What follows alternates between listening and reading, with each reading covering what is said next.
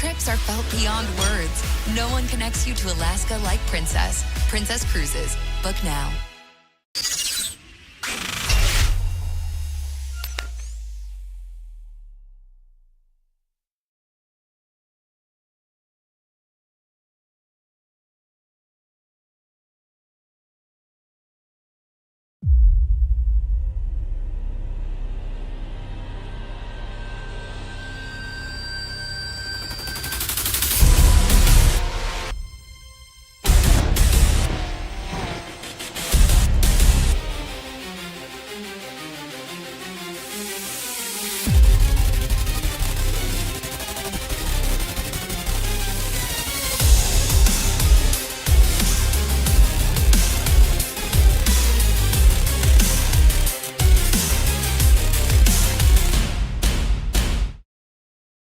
I can do the opening.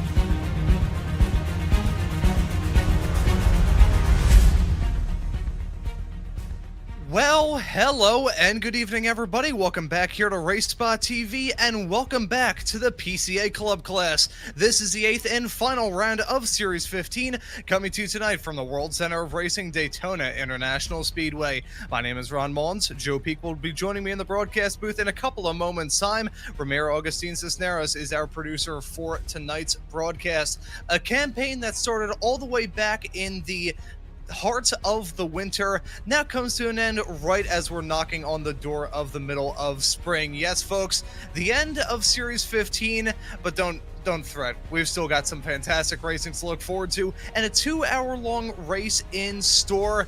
This campaign that started all the way at the start of January at Autodromo Hermanos Rodriguez down there in Mexico City, and has seen races at Phillip Island down there in Australia, Sebring in Florida, Long Beach in California, then a trip abroad at Alton Park in the UK, Suzuka in Japan. We're rounding off this season at Road Atlanta 2 weeks ago, and Daytona here tonight. A 2-hour-long race. It is going to be an absolute thriller. And Joe, we're looking forward to this, man. Welcome into the booth, coming in just at the nick of time. We're gonna have a lot of fun here tonight.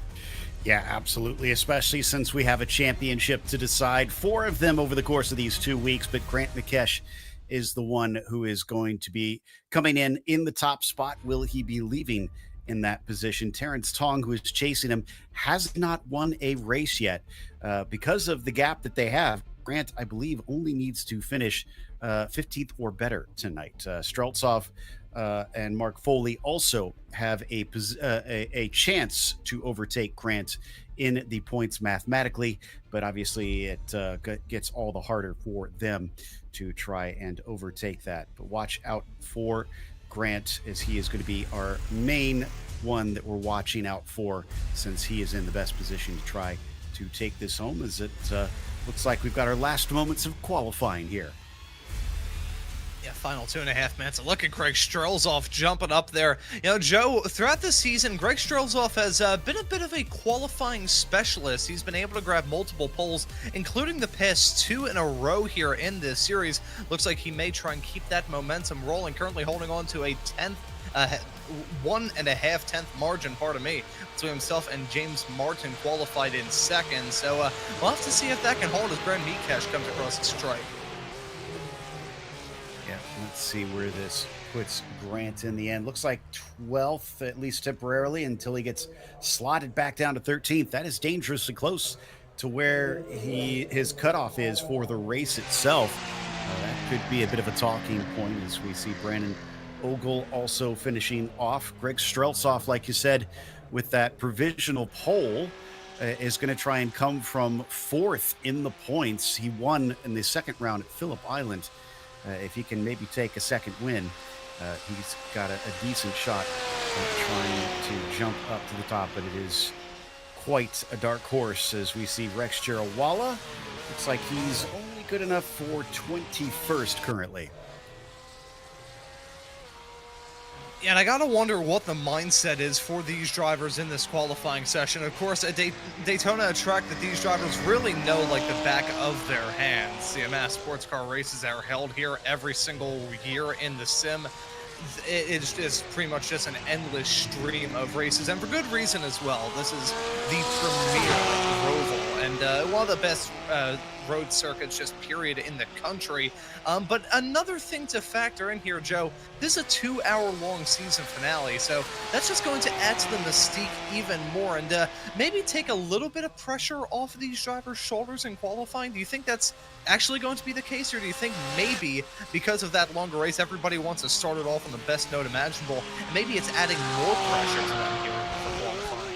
This track of all tracks, I think you don't have to qualify too high. I think the big part that's a concern is if you lose the main group up at the front, because you're going to see some slipstream trains without a doubt here today. And I think the drivers will be trying their best not to lose that front group, because even if you've got good pace, it'll be hard to catch that train if you lose track of them. Now, the other thing that they do have to worry about, with it being a 2-hour race, of course, Ron, is that we have more pit stops as well. So you better have practiced your pit entry. You better have a plan on strategy. Yeah, practice that pit exit as well. That's always quite treacherous here. Thankfully, these drivers have some rather all-right conditions. We saw a brief glimpse of it as we were in that qualifying session, and we'll keep you in the loop about that as we take a look at some of these driver setups. Drivers with sim rigs that probably cost more than what I would go for on the black markets. Yeah, there's some really fancy setups. I do love Robert Neville's plaid themed into his stream as well. Really into that with his whole paint scheme, and then even tied into his wallpaper there. But of course, with the drivers now over to the warm-up, we'll be checking out the fastest lap of the race here and see how you go quickly around this track. And speed really is the name of the game at this track. Those high banks, it is flat out the vast majority of the lap around here. I can imagine that drivers will be hoping to maybe use that to save a little fuel, but until we get to that point, it is all about trying to be flat to the floor and be as fast as you can around this circuit.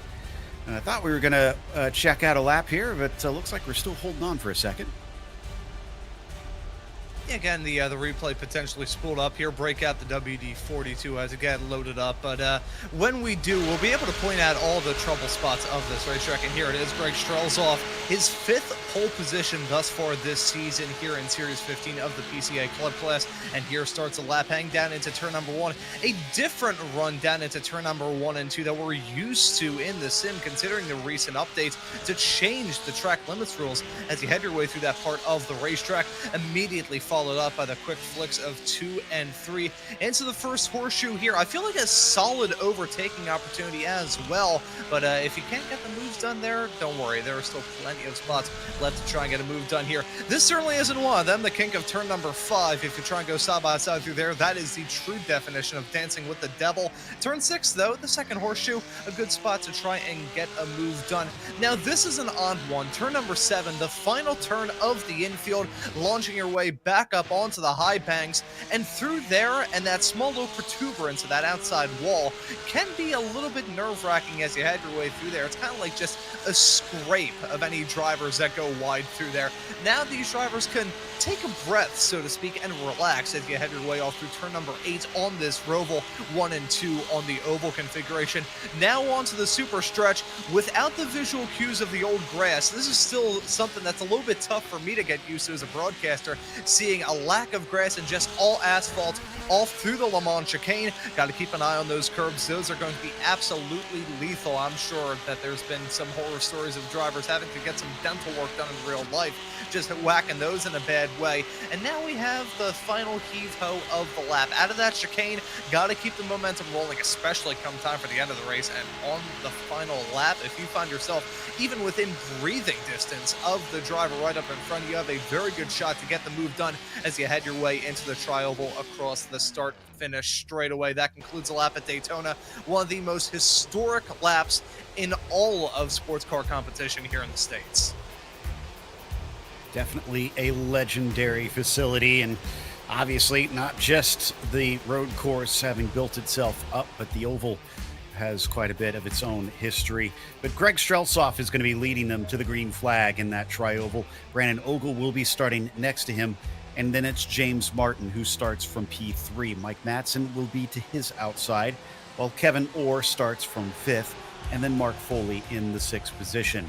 After that, Terrence Tong starts 7th. Will Wolf will be in 8th. The 5th row sees Dale Green to the inside, and Josh Jepson rounding out your top 10.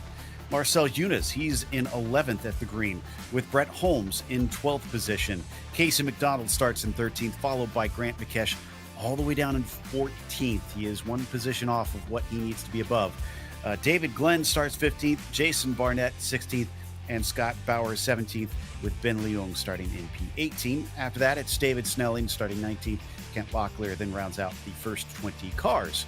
Rex Jarawala, good enough for 21st today. He's joined by Tom Bryce on the outside of that 11th row, as Charlie Ferrer starts in 23rd and Lance Grimm starts in 24th.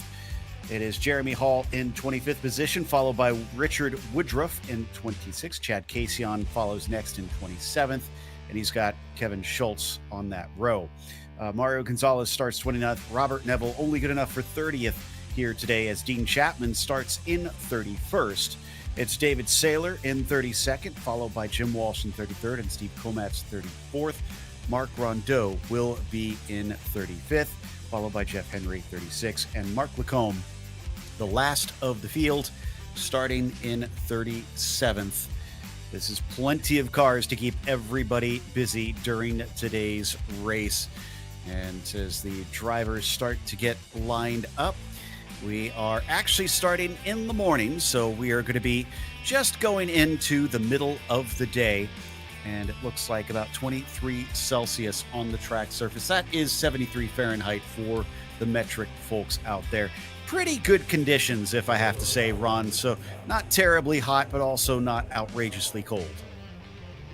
Yeah, it's pretty much just the porridge. You know, it is not too hot, not too cold. It is just right there. And it's going to get a little bit better as time rolls along. Maybe by the end of this race, it's going to be a bit tough. But frankly, anything is an improvement over Road Atlanta 2 weeks ago when we saw 154 degrees by the fall of the checkered flag there. Those drivers were just, skating around like declawed cats attempting to climb up an igloo.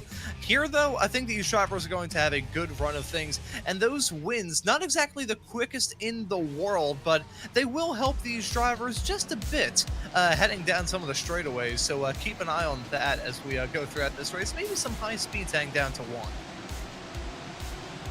Yeah, definitely some very high speeds through there, through the now named Le Mans chicane. And back onto the oval. It is all about following that safety car until it pulls off. You'll be released. Off we go to try and decide a winner and a champion. Now, I keep talking about that 15th place finish for McKesh. That is for him to clinch, mind you. Remember, he could still finish lower than that and take home the championship. But a lot of the other drivers do need to try and get a win to force him into that 15th position or better.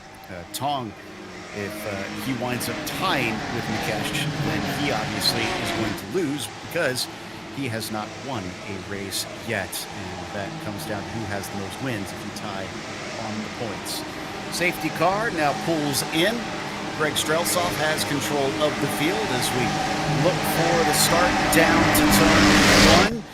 Green flag is out. 2 hours of racing. The question is, who is going to be clean through this first corner? Look at the jump that Strelsoff got. He is already well clear of those around him as they come up to the braking. He's a lot more timid, though, than Brandon Ogle, who gains a lot of time through that zone. Then behind them, I'm not seeing anything yet. Everybody being very patient in this long race. Yeah, no point throwing haymakers here each other's way at the start of this race. That's just entirely unnecessary. But these drivers are still looking to make hay while that sun is shining, get the moves done as the field is packed together like sardines. Now taking the side-by-side racing up to the front. That music to the ears of Greg Strelsoff. It's going to look to drive away as we saw a little bit of 3-wide racing in the mid-pack, taking everything that we said about taking it easy on this first lap and throwing it out the window. So far, so good. I'm not seeing anybody completely around. Oh, I spoke too soon. I think Mario Gonzalez had a bit of an off down at the Western Horseshoe, but that's it so far. Now we have to see if anybody gets the Le Mans chicane wrong, because that is also a very easy spot to mess it up. As Strelsoff leads Ogle, Martin is still in third where he started. Same thing with Madsen there in P4. They all get on the binders coming down into the chicane. Very close on the way in for Ogle, but it looks like that almost put him a little bit off of his racing line as he was wide through the middle, and now it cost him a number of car lengths. And he may get chewed up and spat at if that run was too terrible. As we take a look at the moment here from Mario Gonzalez, there was the contact, and nothing that he did wrong there. Kevin Schultz just overshooting it, and that is maybe going to be certainly the look from race control, maybe a penalty. But as we complete the first lap with Greg Strelsoff in the lead, I do want to talk about our championship points leader of Grant McKesh, holding on to P12 at the moment as James Martin running wide off P1, and that'll give P3 to Madsen. But right now, Terrence Tong not running in a great spot either. He's only right in front of Grant McKesh right now, holding on to 11th, so that's really not the spot that Tong wanted to be in at all. Mark Foley seems to be the best. Well, no, I say that. Greg Strelsoff is leading this race, but he needs a lot of help on this one.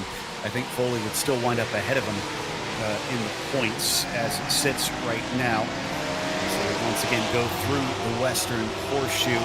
The other thing that we have to talk about, because we saw that contact, there's 4 incident points right there. They have not increased the incident limit. Remember, it's 25 and you are DQ'd in this series. And now they have twice the race length. So drivers will have to be extra careful, Ron.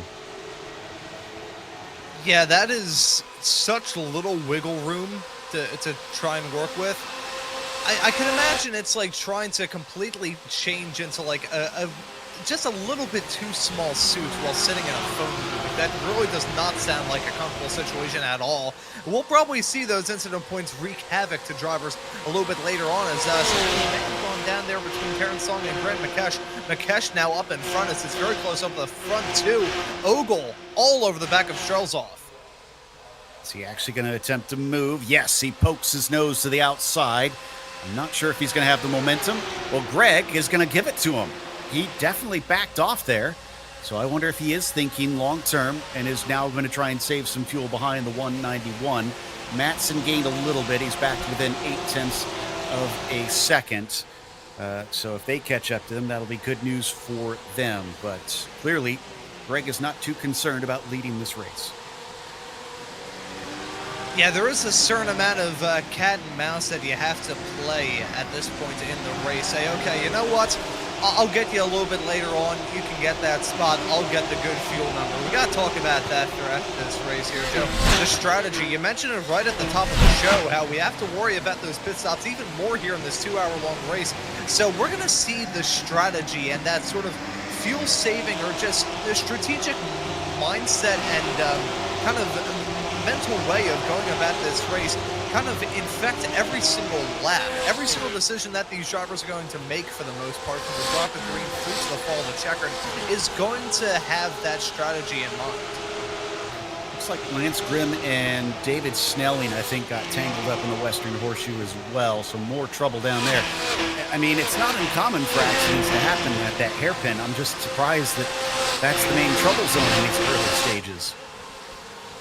You know, every single time I do a broadcast at Daytona, I always talk about turn number 7 as being that sort of, it is like just quietly lethal heading your way through there, but it looks like the other horseshoes have just been the real choke point as we take a look at this replay of David T. Glenn in the 172 car, side-by-side racing, and I said it was going to end in tears if anybody attempted it, heading into 5, and proving my point right there is Casey McDonald, the other driver involved. David Glenn then coming back onto the track. It wasn't horribly bad, but certainly didn't give people much room as there's Lance Grimm, the secondary incident on the way into the Western Horseshoe, and both of them stuck with Snelling kind of prone across the track, no place to go. And Casey McDonald has actually just come into pit lane, and that was for a black flag. And it looks like, oh, he must have sped on his way into pit lane because he still has a black flag. And it's those small little mistakes like that that can be absolutely brutal in this race. We talk about the snowballing effect when it comes to the strategy a lot in multi-pit stop races. Don't see that here in this series generally, as it's usually just one pit stop, or in the case of the season opening race in Mexico City, there are some drivers in the challenge class that went that entire race without a single pit stop. But here, you're going to have to talk about that sort of snowballing, where one mistake leads into more a black flag. Now you're gonna feel that sometime at the end of this race. Kind of like watching the Winter Olympics and seeing the bobsled events when they talk about losing a tenth of a second at the top part of the track and how it just goes into about 1.2 seconds lost come time for the bottom. A different case, obviously. These drivers aren't relying solely on gravity, but they're relying on the momentum in their own head, and if that momentum gets stalled out pretty much right out of the gate, it's not going to bode well for the rest of the journey. Mark Foley that we're watching. He's ahead of Josh Jepson with Marcel Yunus just behind him in that beautiful black and gold livery.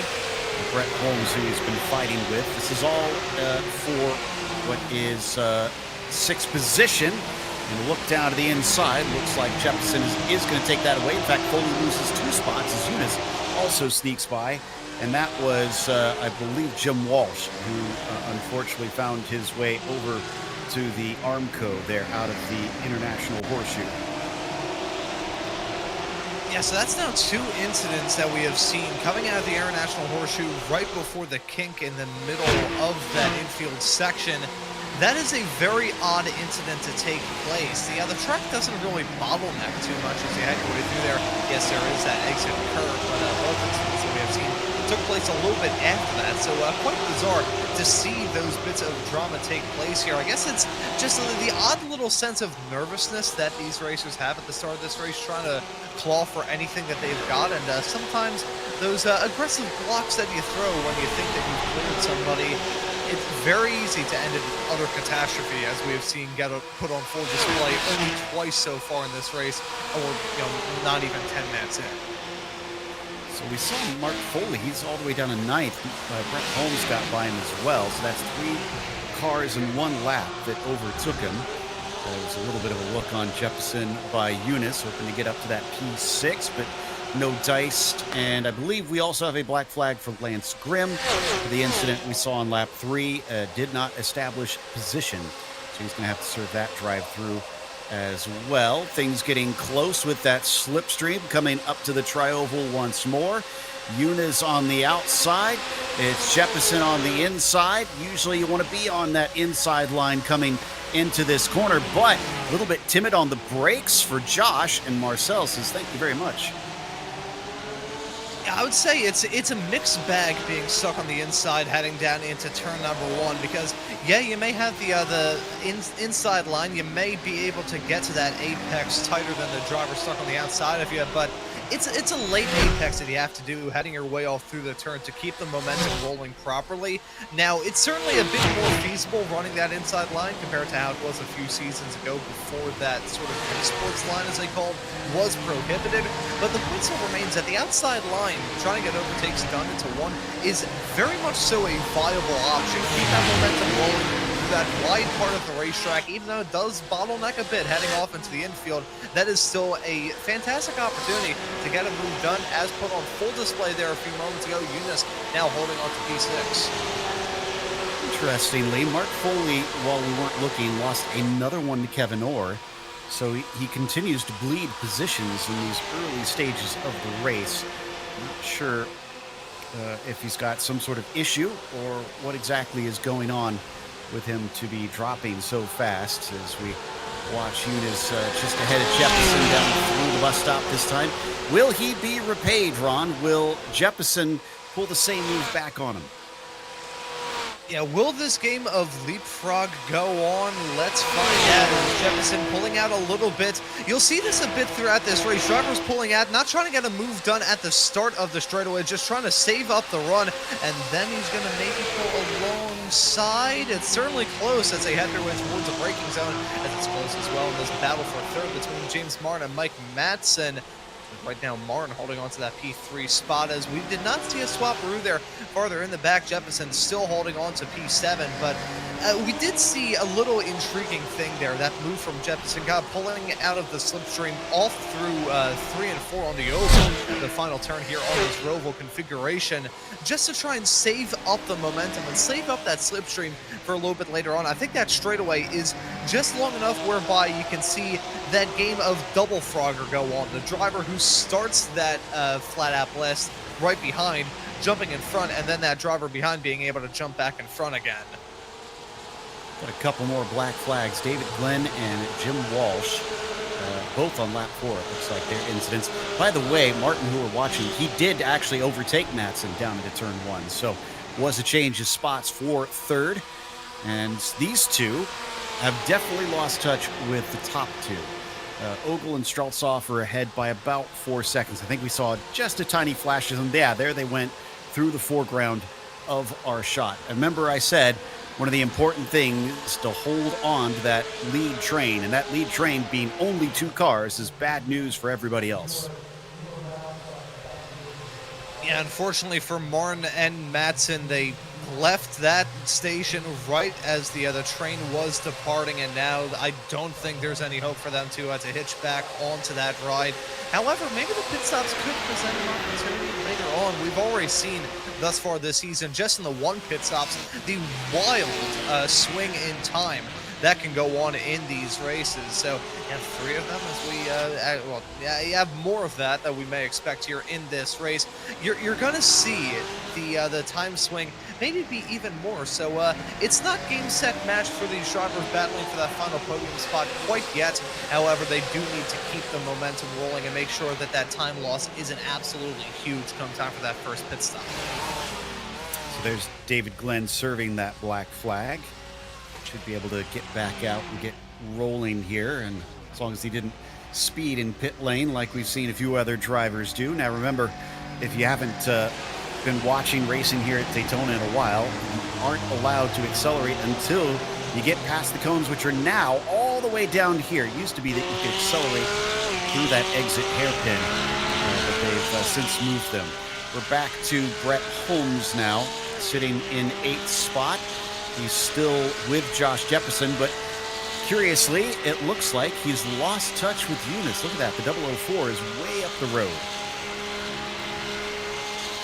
Yes, I think Eunice is maybe feeling, you know what, now that I've got the opportunity to stretch my legs, I'm going to do it. Jeppesen maybe acted like a bit of a rolling roadblock in that battle. Now, if it happens again, if Brett Holmes gets the move done to jump into 7th and he begins to pull away, then that may be a bad sign for that number 73 car of Joshua Jeppesen. He holds on to 7th for now.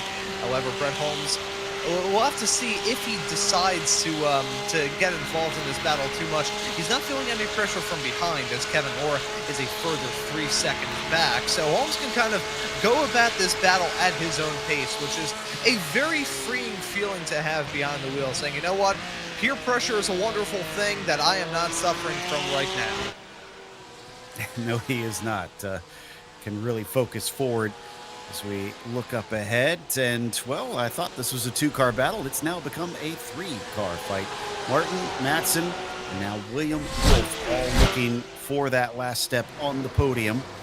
They're heading down through the kink into the braking of the Western Horseshoe. Interesting paint scheme. Well, as we got a car off, and that's our leader, Greg Streltsov, or at least our pole sitter. And he has turned it around. He's got it moving. I don't know if he managed to make contact with Ogle or if this was all his own doing, but whatever the cause, it is a catastrophic event for his hopes of a championship. Oh, that is such a shame. Had lost out on the lead to Ogle, and in the tow, losing out big time into the second horseshoe. That is a catastrophic mistake from him. Let's take a look at the replay. Heads his way off through 5. Looks good here. That's into the braking zone. Now, these cars do have ABS, but just that pendulum swing with this rear-end engine Porsche. He avoids making contact with the barrier, but major slide up off the track. reverses and rejoins without any further incident, although he did get flirtatious with that tire bundle. That is just kind of the story of Strelzov's season, a whole lot of pace. We have seen him contend for win after win. Yeah, you have to be a fast driver to get the 5 pole positions that he has gotten so far this season, but not able to convert them into the win. Small little mistakes like that have kind of dictated him to find himself in the position that he is in right now. That is a crushing mistake for Strelzov.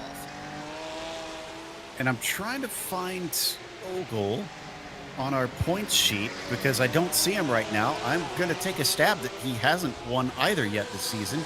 A great way for him to finish it off, as now we've got Mark Foley in. Now this seems a bit early. I'm not sure what the reasoning is on that, unless he put the wrong fuel in after qualifying and didn't update it with race fuel. But yeah, this is only 17 minutes in, so I don't think this is typical. Yeah, no, unless Mark Foley's trying to do some weird, like, reverse strategy where he can run a long run through to the end, this is quite odd. So, you got to exit at the pits for sure. Give us another view of that pit exit here at Daytona, and that dastardly pit attenuator there made out of a couple of plastic barrels. I think they need to treat that pit attenuator kind of like a pachinko game, where if you hit that, you win $100. I wouldn't advise that, frankly. Maybe in the sim. In real life, I don't think that would be too tantalizing of a prospect. Yeah. But no, the drivers will definitely have to try and stay away from it. It's not ideal. So again, one of the additions since they took away the grass around here, just to try to dissuade drivers from trying to cut across too much. Meanwhile, the fight for third sees these three unable to separate, still being led by Martin, Matson in the middle, and then you've got Wolf there sitting at the back of the group. And I say battle for third. I should have updated my memory. It is now the battle for P2 because of the spin that we had from Strelzov. Yeah, so a slightly larger carrot dangling in front of these drivers right now. So we'll have to see if that changes the mindset of these three. They've been quite tame, you know, thus far in this race. I think it's been smooth for the field. We've seen a couple of mistakes, a couple of incidents, don't get me wrong. However, on the whole, the field has been quite smooth, quite calculated in their efforts through to this point.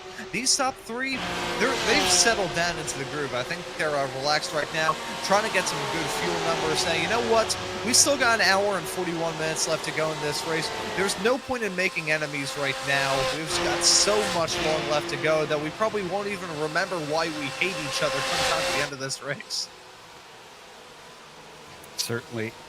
And they'll have to wait a while, I think, until they get to next season on top of things. So now's your chance to try and prove yourself. Whoa, Brett Holmes flying through the air. You talked about the dangers of those curbs, and he has got a first-hand lesson of just how much you want to stay away from them making hits like that. And this might actually give Greg one more spot. And it looks like Brett's going to fight him for it. It's not going to completely go away as we get one more look at least two wheels in the air. Didn't quite go all four. Getting down in front of him. Greg knows he's now clear, and I think he might have that job done. Yes, he has made the pass stick. Yeah, so Strelzov jumping up into 7th after Brett Holmes had a slight little aerial adventure. That's not the wildest trip over the curb I've seen at that Le Mans chicane, but that is not a very comfortable ride either. You know, that chicane, I think, is very similar in a sense to the bus stop at Watkins Glen when it comes to the curbs. You've got to treat them in like an all-or-nothing sort of way. You either don't even touch them with a 10-foot pole, or you just completely smash your shock absorbers over them. If you get two wheels up off the deck and that weight transfer is really awkward, you're just going to spin around like a top. I would not be shocked if we see that go on between now and the end of this race. So Brett Holmes, that was very, very iffy in terms of that curb whack. I think if he was just slightly more awkward over that curb, that could have very easily been a crash. So let's take stock on our championship story right now. Streltsov, who took the pole and was our farthest from the points leader coming into this race, has fallen to 7th after he spun. Then you had Mark Foley, who was the next one who was looking good. He's already taken a pit stop. We're not sure what that's about. So he's all the way back there. Grant McKesh, our points leader, he started as far back as 14th. He's only made his way up to 10th, but he's still in a championship winning position. And then Terrence Tong, he's still only in 13th. All 4 have found some adversity in this race, or at least less than ideal conditions. You know, one thing I will say about Grant McKesh and the second half of this campaign for him, you know, in the first half, it goes without saying that he was quite dominant, was able to get 3 out of the first 4 wins of this season. Greg Streltsov, the only other driver to visit victory lane, and it was a close finish between himself and McKesh at Phillip Island for round number 2. So ever since we got into the second half of the season, things have, I wouldn't say have stalled out for Grant McKesh, but those wins and blips of success have been a lot harder to come by. After having those 3 wins in the first half, I don't have the other stats on me at the moment to say what his best finish is in this part of the season, but I'd be willing to bet that he hasn't finished on the podium since his last win this season in round number 4. Yeah, I think you're right on that from what I can tell. I'll double check and see exactly where it sits, but it has certainly been an interesting one. And as we watch Streltsov try to get back in this race, he's at least at P6. So yes, he lost some spots, but I think he's still the best position of all those that are in the hunt for this one. And he needs to make about a second and a half up to Marcel Eunice if he wants to get a pass. This is the group behind him: Jeppesen, Holmes, Orr, and, well, McKesh is now in this group along with Dale Green. Yeah, pushing him along, but now Dale Green gonna try and get that move done around the outside into 1. We saw this move work out for some drivers farther up the road earlier on. Looks like it's nearly resulting in contact, but McKesh gonna hold on to P10 as they are now right behind Kevin Orr. Battling going on as well for Terrence Tong and Tom Bryce. That's for P13 right now. Bryce able to jump into that spot. Terrence Tong, another driver that we have to talk about in reference to that championship fight, has not been a good night for him so far. He's pretty much been on the backslide ever since we got that green flag.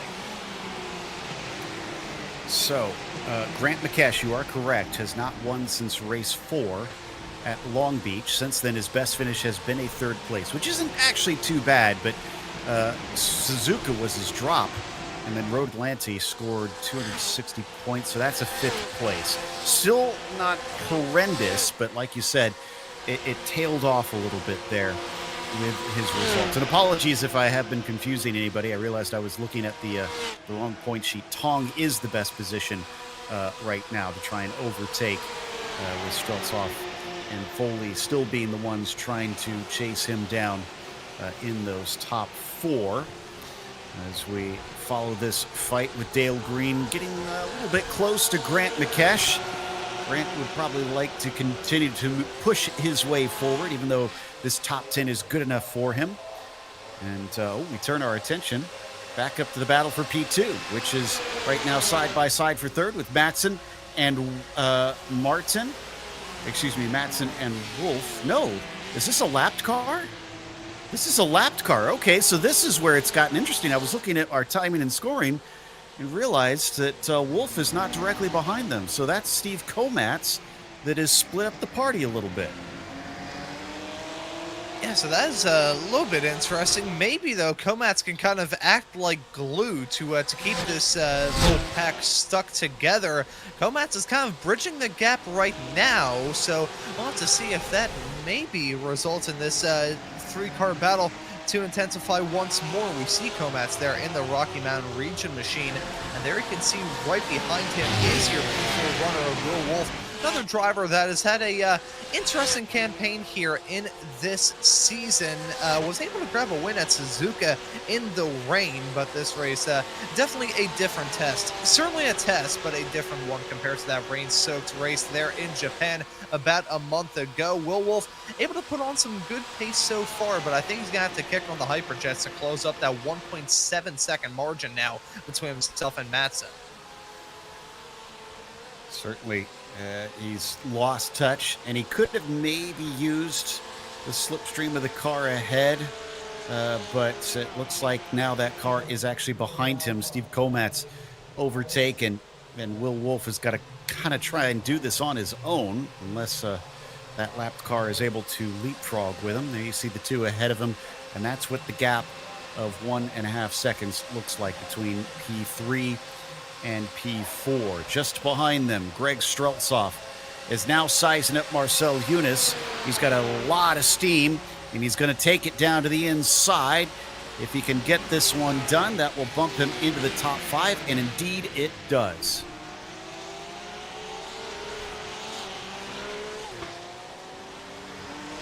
So Streltsov, after that mistake, I think he's looking just to claw up the field to prove to himself that he belongs. He's a quick racer. We've talked about that a lot throughout this. That's a moment for Kent Locklear. Once again, a moment through the International Horseshoe. I think we're both in this same camp here, Joe, of being rather surprised that the Horseshoes have been as much of a trouble spot for these racers as they have. I was expecting the likes of Turn 1, especially on the first lap, the bus stop, and Turn 7, what I like to call the silent but deadly turn on this racetrack, to be the real killers. But right now it looks like that International Horseshoe is, it's got a bit of a kill streak going on right now. Yeah, it really does. And then, Kevin Schultz with a massive impact down into the Armco. I think that was out of the kink that it looked like that happened. So Kent Locklear, as we saw with contact with Chad Casey on, I wonder if that'll result in any sort of penalty. Wow, that was a huge wreck. Is he in pit lane getting that repaired? I don't see him in pit lane. Did he just carry on? Where is he? He must have already taken his spare car and gotten back out. Yeah, I was about to say, if that car was out there on the racetrack with the damage that was probably suffered in that, he would be going about as slow as, the traffic right outside of the speedway leaving after a big race. So Schultz looks like he's taking that fast repairs out there on the racetrack. Down in 36th, but hey, there's still an hour and 31 minutes left to go here in this race to get involved in a battle once more, as Joshua Jepson and Marcel Yunus were squabbling. Yunus now dropping down to 7th. What has happened to the driver of that 004 machine? I'm not entirely sure. I know he got overtaken by Streltsov. I wonder if them just going side by side lost them enough time that now they've been caught back up by those that were chasing. This is David Snelling looking for a pass and outbraking himself. Thankfully, just had the smart move to use the runoff here. No, he's got some sort of hardware problem, and that's looking like it's his wheel, the way it is flicking back and forth so quickly.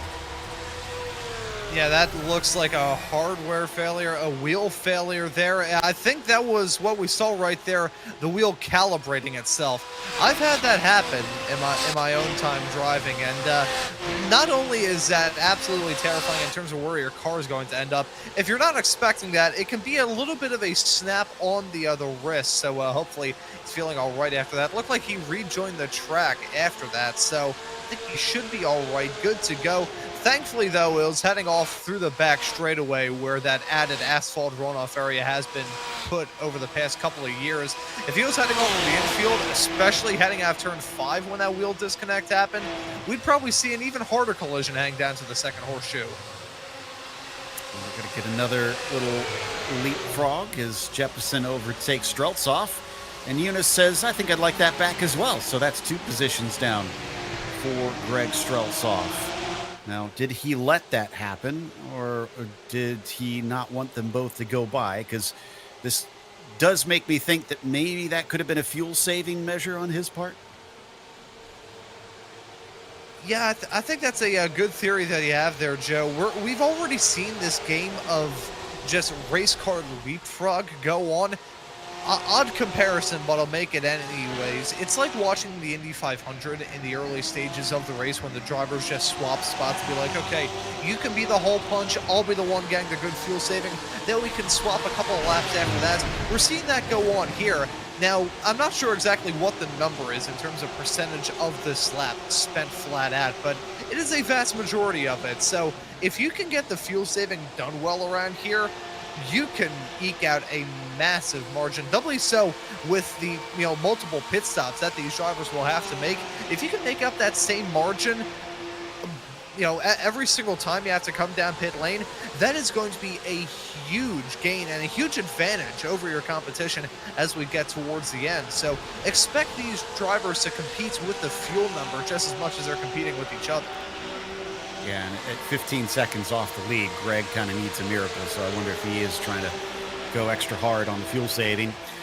While he is saving fuel, you might want to save yourself a few bucks on your next trip, because we're thrilled to have Princess Cruises continue as our PCA Sim Racing title sponsor for 2026.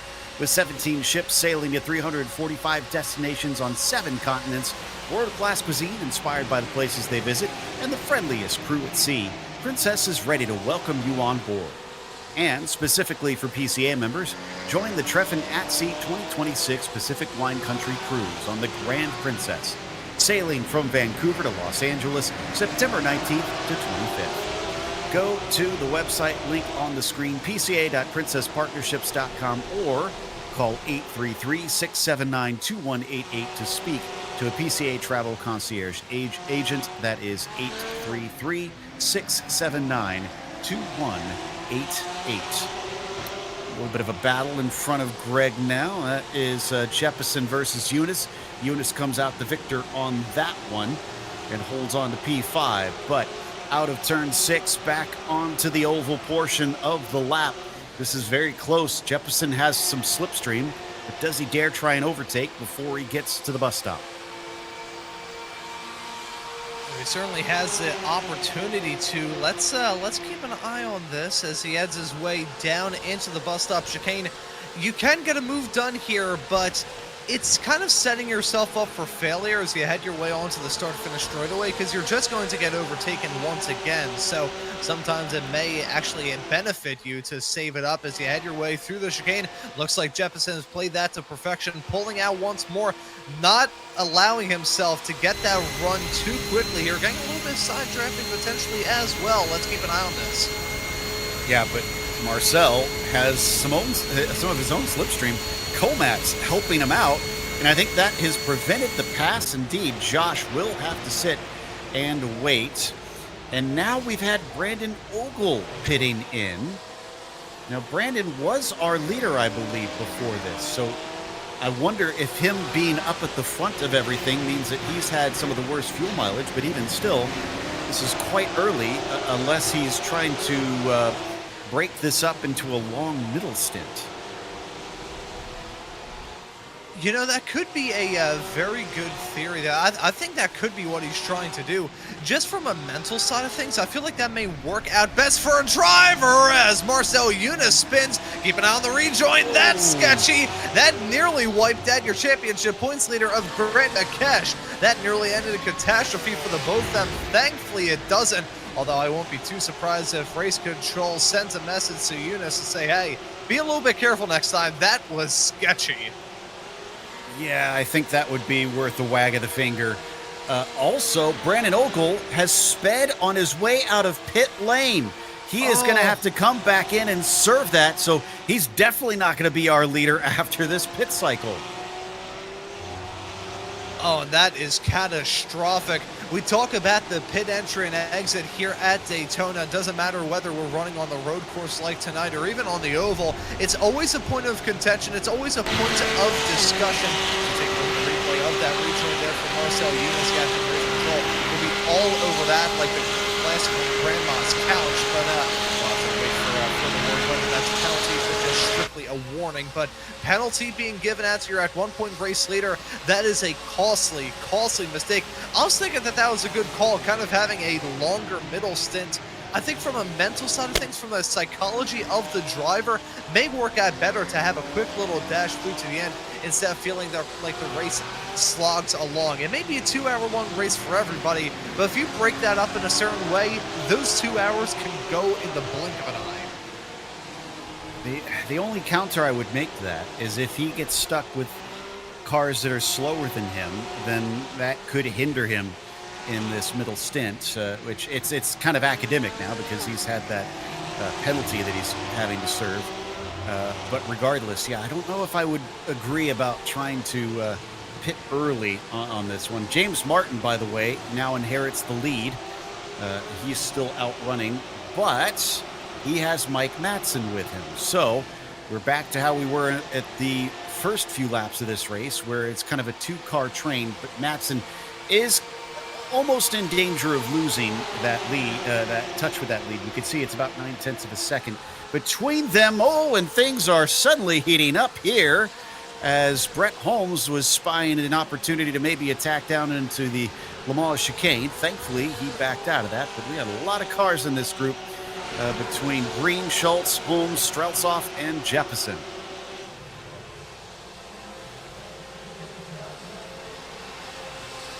Yeah, this battle has changed so many times already in this race that we can't be too shocked as coming down pit lane, a flood of racers filing into the pits as that is touch and go on the entry. Thought that was going to be a 3-car pincer movement ending up in the infield grass. Thankfully, they keep it all pointed in the right direction and now finding their pit stalls. Pretty much everybody, with only a couple of exceptions inside your top 10, flooding down pit lane now. Now, that was a little less than 40 minutes. If they can't make it more than 40 minutes, then they, I believe, will need 3 stops. And I know this is a thirsty track, but at some of the other races this season, like you mentioned, even at Mexico, there were drivers that went without a stop. I would think that they'd be able to get much farther than this. So I find this rather curious. You know, I wasn't really sure exactly how many stops we were going to have in this race. I knew it was going to be borderline between 2 and 3, which is why I nearly ended up saying 3 a bit earlier on in this show and had to catch myself thinking, maybe these drivers could do 2. But I guess it's just the nature of this track that has led to the pit stops being so wild. You know, throughout this season, Joe, I think it's been a continual theme week in and week out as we go from one track to another. The stint lengths have been wildly different. We think about Mexico City to get this season up and rolling. There are drivers that are able to do pretty much that whole race on one stop. Now we come to here in Daytona, and we're probably seeing the shortest stints out of every single race, with maybe the exception of Suzuka, but rain was in the midst of that. You can't really count that. In terms of fuel and fuel alone, I don't think these racers can make it that far. I think it's just down to the way this track is, considering they're spending so much time flat out. It's got to be, because we're still seeing drivers coming in, and this is close to that exactly 40-minute mark. So, yeah, wow, okay. Again, I am surprised because, like you said, you were kind of torn between the 2 and the 3, and I would have said absolutely it's a 2-stop race. But so far, we have had a couple that have been able to carry on. Jason Barnett, Kevin Orr, Tom Bryce, Richard Woodruff, and Mike Matson Pitt. So top 4 have stayed out. So they have managed to get by that mark to save them a pit stop. And they are currently ahead of those who have stopped. So I still say if you can eliminate a pit stop, that's probably going to be the fast one, even if they have to save fuel. Yeah, no, there's certainly a balance to find there. It's like cooking and trying to balance exactly the blend between spicy and salty in terms of what you're making. That's pretty much what these drivers have to do. It's like, okay, how much fuel saving do I do out there on the racetrack? Because it is a double-edged sort of, okay, you're getting that good fuel saving. You may be able to eliminate a stop, but if you're doing too much fuel saving, you may as well come down pit lane. Now, doing like a full minute of fuel saving at that point, I gotta wonder how much lift and coasting you are doing. But no, if these racers can make it work, I think that would be a dream. But from what we're seeing right now here, Joe, I think the fuel saving would have to be quite heavy, and you'd have to have some good rubber to green to actually make it through. I'm just looking to kind of be curious about the race that Jason Barnett has run through to this point. What sort of positions he's found himself involved in throughout this race. He's had to slipstream a decent amount from Kevin Orr, so maybe that's the reason why he's been able to make this strategy work, as now you can see Barnett and Orr coming down pit lane together. Yeah, Bryce also pitting, and Woodruff. So there we go. That's about the limit then. Ben Leung, I imagine, going to be the last to join them. Should see Mike Madsen return to the lead, as far as I can tell, based on what we've seen from the pit stops. So there we go. 40 minutes is 1 minutes really is about the absolute limit that we've seen drivers be able to do. As there is Mike Madsen coming by on your top screen, and he is pulling along William Wolf. Once again, we have two cars leading the way. And how far back is third? Greg Streltsov returns to third, but he had an early pit stop, so he might need an extra stop in this, but this is not too bad for him after looking like he may have been shuffled outside of the top 5. Yeah, so Streltsov on the comeback tour after that mistake, we said how crushing it was, but, you know, he did have the benefit of having a long race to try and bounce back, and it's not a completed bounce back. He's not holding on to the race lead, but in terms of damage that has been done and has been minimized, certainly helps that the fact that his main rival at that time when he had that mistake has had his own trouble with that pit exit violation. But right now for Streltsov, I think there is a realistic set of circumstances that could lead to him visiting victory lane. And I think if he does get that third win this season, even if it doesn't result in a championship win, I feel like that'll just be a comforting win to head into the offseason here at the end of Series 15. I think just from the mental side of things, he would be very, very happy to visit victory lane here at Daytona. I'm just trying to do a little bit of deciphering kind of where we sit after the strategies are starting to become clear. If Barnett goes for this two-stop, he lost about 18 seconds after this first stint. Mike Madsen leading on his strategy, and Barnett leading on his strategy. Now, if he loses another 18 seconds, can he make up, let's see, that would be 36 seconds, essentially. So if Madsen makes an extra stop, he has to be in and out without losing 36 seconds. And he could, remember, he could do a splash and dash on that final stop if he needs it, so it shouldn't be too much fuel. But we can't be for certain on some of this, and we'll have to wait to see how it all plays out. We're just about getting to the halfway point somewhat soon. We got another 15 minutes to go before we get there as we check in on Terrence Tong, one of our championship hopefuls, coming in second in the points towards this race, fighting with Dean Chapman, and Chapman on the outside is going to have to shut him down. Tong settles back in 14th. So as we continue to see the battling going on out there on the racetrack, these drivers have not lifted off in their fights. It's been a consistent level of battling really ever since we grabbed the green flag. These drivers, you'd think that in a 2-hour-long race they would take it carefully, and in some aspects they have, but all in all they've been battling out as if it's still just a regular hour-long race, which I honestly wasn't too sure what we were going to see in terms of the drivers' mentalities heading off into this race. Now, granted, we haven't hit the halfway mark, so there's still a lot of time left. But I think the point still remains that these drivers have been able to give us some good battles. You'd think that 2 hours, everybody would just be settled down, relaxing, just running the laps as we see a huge moan from Richard Woodruff heading out of 5 into the second horseshoe.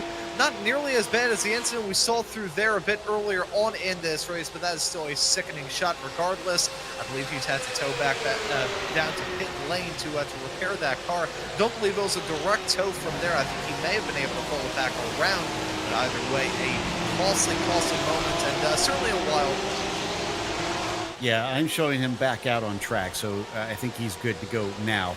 We actually have lost a couple cars. Brett Holmes has retired, Charlie Ferrer, Kent Locklear, and Casey McDonald, And then David Saylor is still out on track, but he's actually 2 laps down currently. There are going to be some drivers quite a few drivers, frankly, lapped for this being a much longer race as we watch that fight for P1. Matson versus Wolf with about 2.5 seconds over Greg Streltsov. Last lap's like, oh wow, Streltsov is coming. He was half a second quicker or more than P1 and P2. He's tracking him down.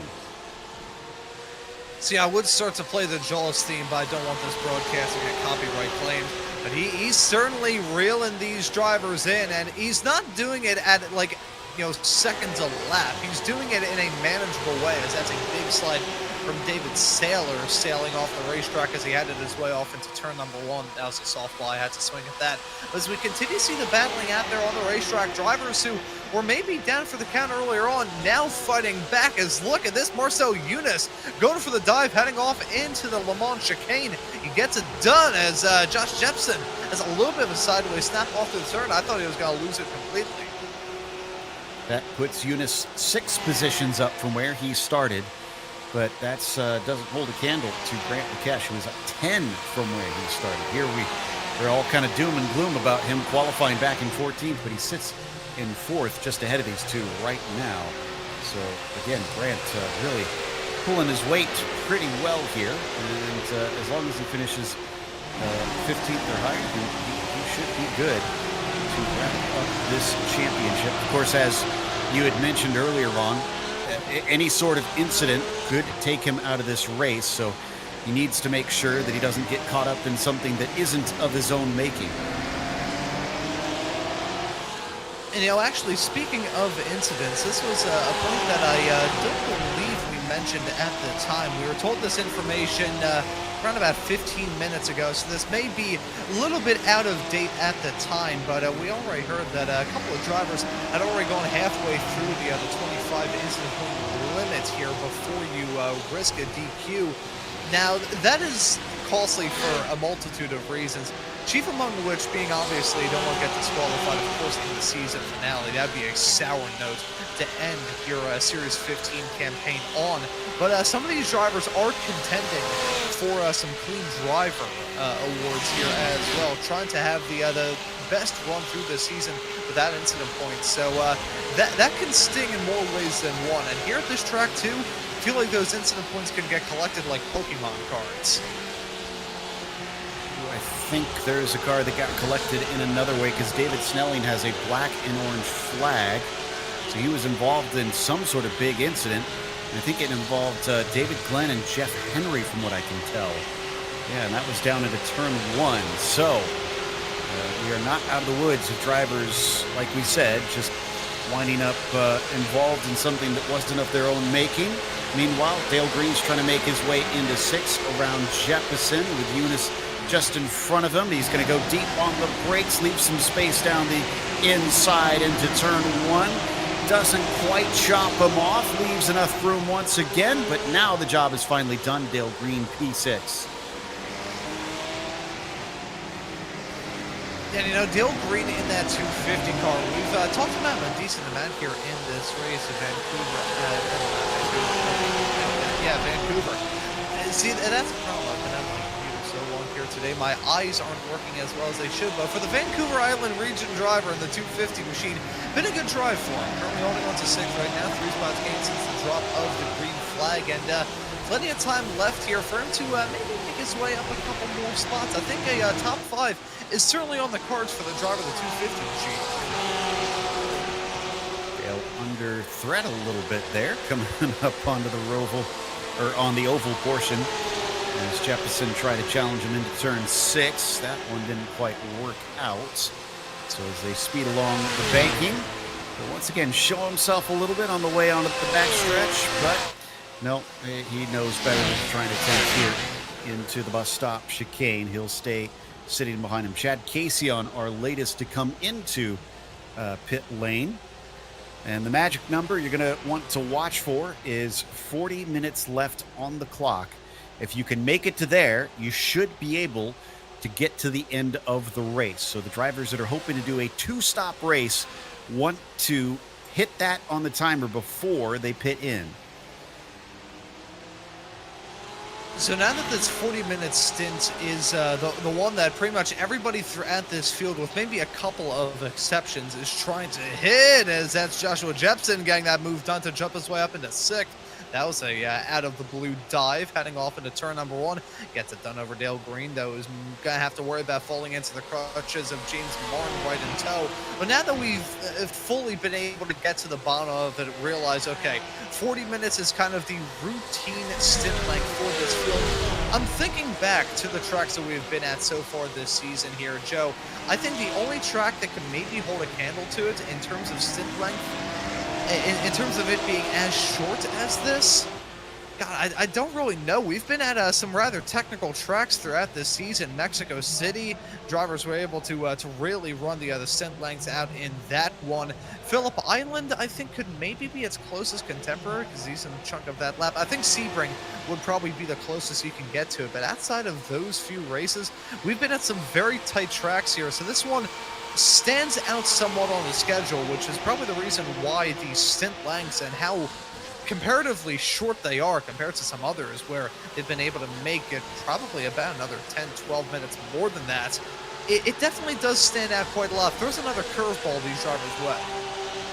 Yeah, that's a good point, that it is kind of unique on its own. By the way, we had a penalty for Ogle, so not only did he speed in pit lane, he had some contact with Brett Holmes and Charlie Ferrer back in the bus stop chicane. And in fact, I think, yeah, Charlie Ferrer and Brett Holmes have both since retired. So now it's Brandon's turn to have a little pain from that one. So we come back to the battle for the lead. By the way, Green and Jepson have repeatedly switched back and forth. You may have seen that on the tower. They're going to do it again. Jepson now ahead of Green as Madsen leads Wolf. We talked about Streltsov catching them up. This latest lap was about 0.3 of a second quicker. He's got it down to 0.9 of a second to reach these two. In fact, you can see him in the background.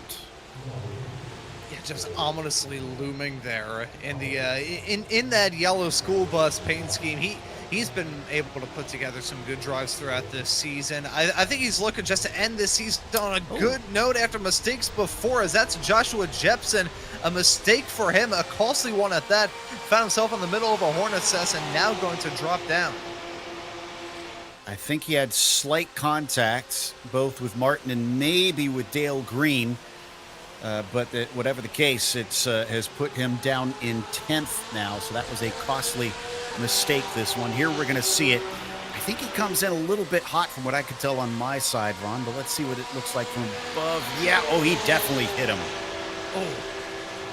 Yeah, contact there. James Martin was the first driver to arrive at the scene of that accident right up in front of him.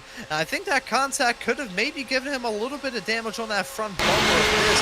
That could hurt him dearly, having kind of left flat at parts of this racetrack.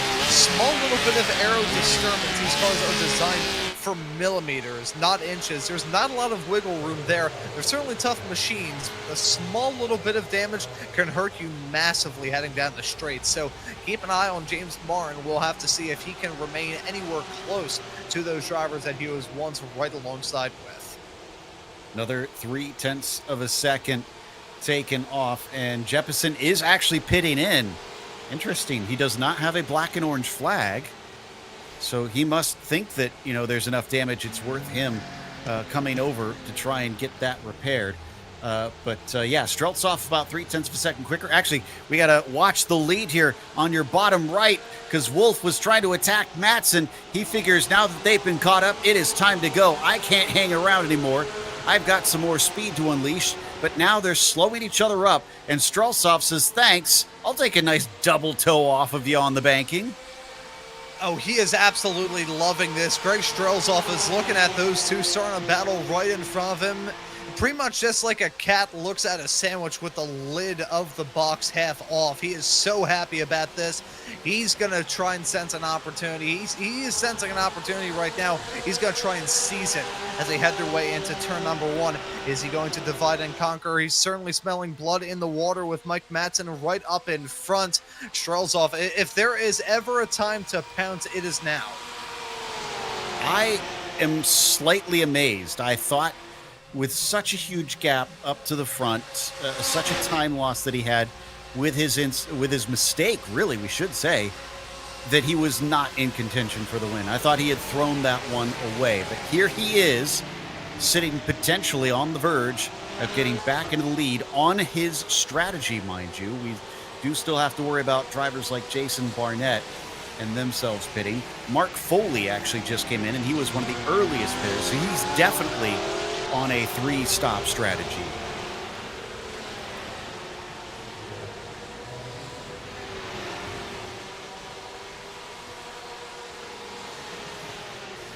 So, with about an hour and 3 minutes left to go, it is now Wolf up in the lead. Madsen has been overtaken. Strelzoff sees both of them. Wonders if he can get involved maybe, or is he going to try and save some fuel? Make sure that he is only on 2 stops instead of 3. Because if I recall, he stopped just about before that 40-minute marker, which is going to make life difficult. Meanwhile, Robert Neville is going to make just a bit of contact with the wall at turn 1. And this is always very tricky, Ron, trying to get it turned around with your perspective kind of blocked off by that wall on the inside.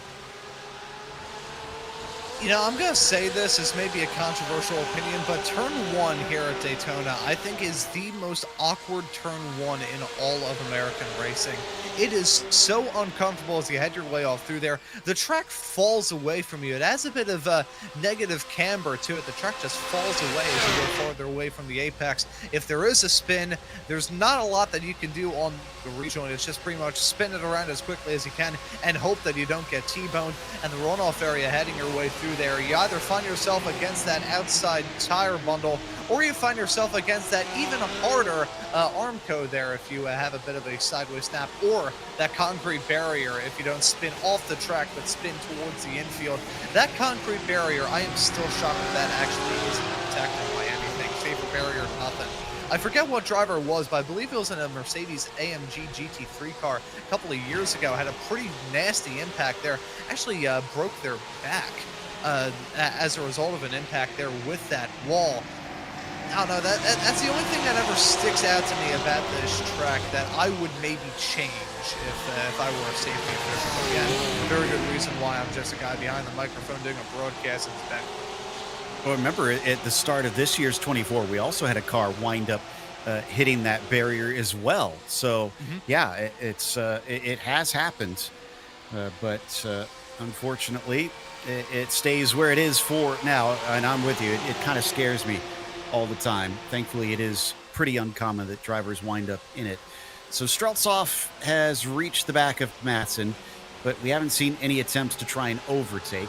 Wolf looks like he's pretty quick here. He's got it at about half a second ahead of Madsen now. If he could break that toe, that'd actually be fantastic for him. Bad news for Greg Strelzoff.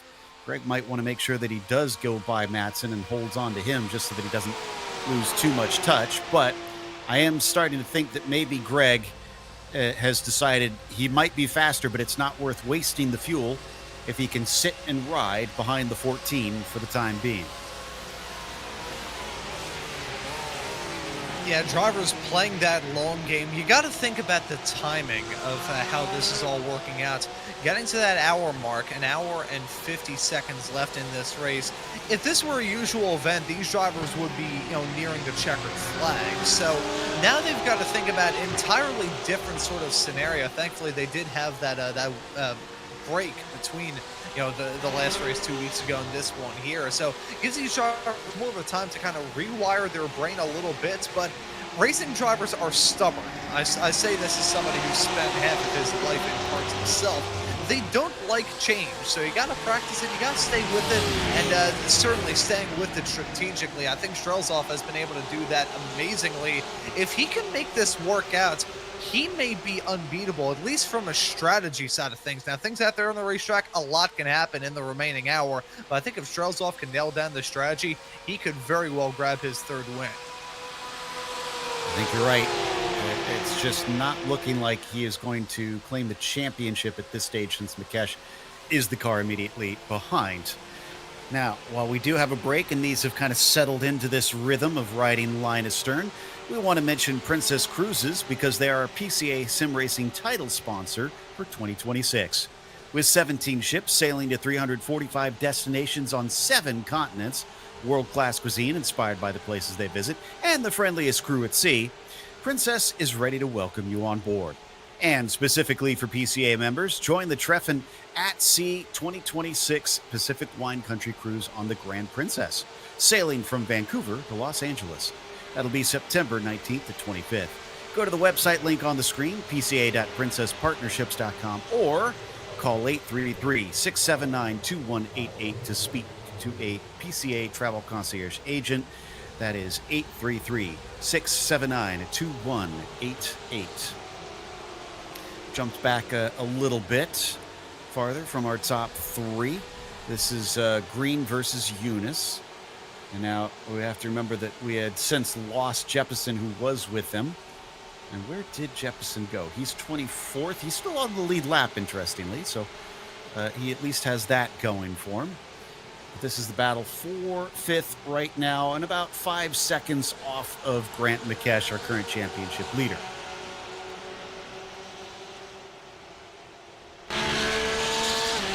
About a bit earlier on here in this broadcast, Joe, about the run of form for Grant Mikesh in the second half of this campaign. Now, finishes of 3rd and 5th, that's pretty all right. For some drivers, they could dream to have results like that. But for the driver that had 3 wins in the first 4 races, it has been comparatively disappointing. But right now, right in the middle of that, holding on to 4th, which is exactly the sort of position that he needs to try and crown himself champion here in Series 15 of the PCA Club class. So I wonder how that plays into the mind of Greg Strelzov. It was certainly an outside chance with the championship. I'm sure it is not affecting his brain too much. I think right now he has those eyes on the prize as he runs in 3rd and still has those top 2 of Will Wolf and Mike Madsen right up in front. Not even within arm's reach. That's pretty much just, within a hand's grasp. I was trying to listen to hear if he was doing much lifting coast, and it doesn't sound like it with this on board. So I'm not sure how much he is actually saving here, but could be that it's just very subtle at this stage. We mentioned a little bit earlier that Foley had taken his pit stop. He's the last one on the lead lap right now, sitting in 25th.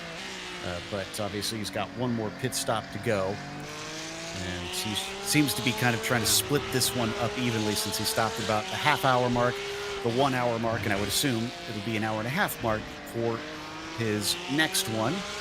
The driver that we're pretty certain trying to go for a 2-stopper, Jason Barnett, he's actually up in 8th, and he is about 26 seconds off the lead. He was 18 seconds off the lead at the start of this stint, so he is continuing to lose a little time, and it'll be down to whether or not he has managed to prevent losing too much time, if we can put it that way, to try and take the win. I was talking about it right before we saw that first set of stops for Jason Barnett and Kevin Orr. Those two were kind of working together to make that fuel number in the first stint. Wonder if we've seen a bit of that here in this second. It's a black flag for Kevin Schultz. We already saw that driver in the wall a bit earlier on, so things going from bad to worse.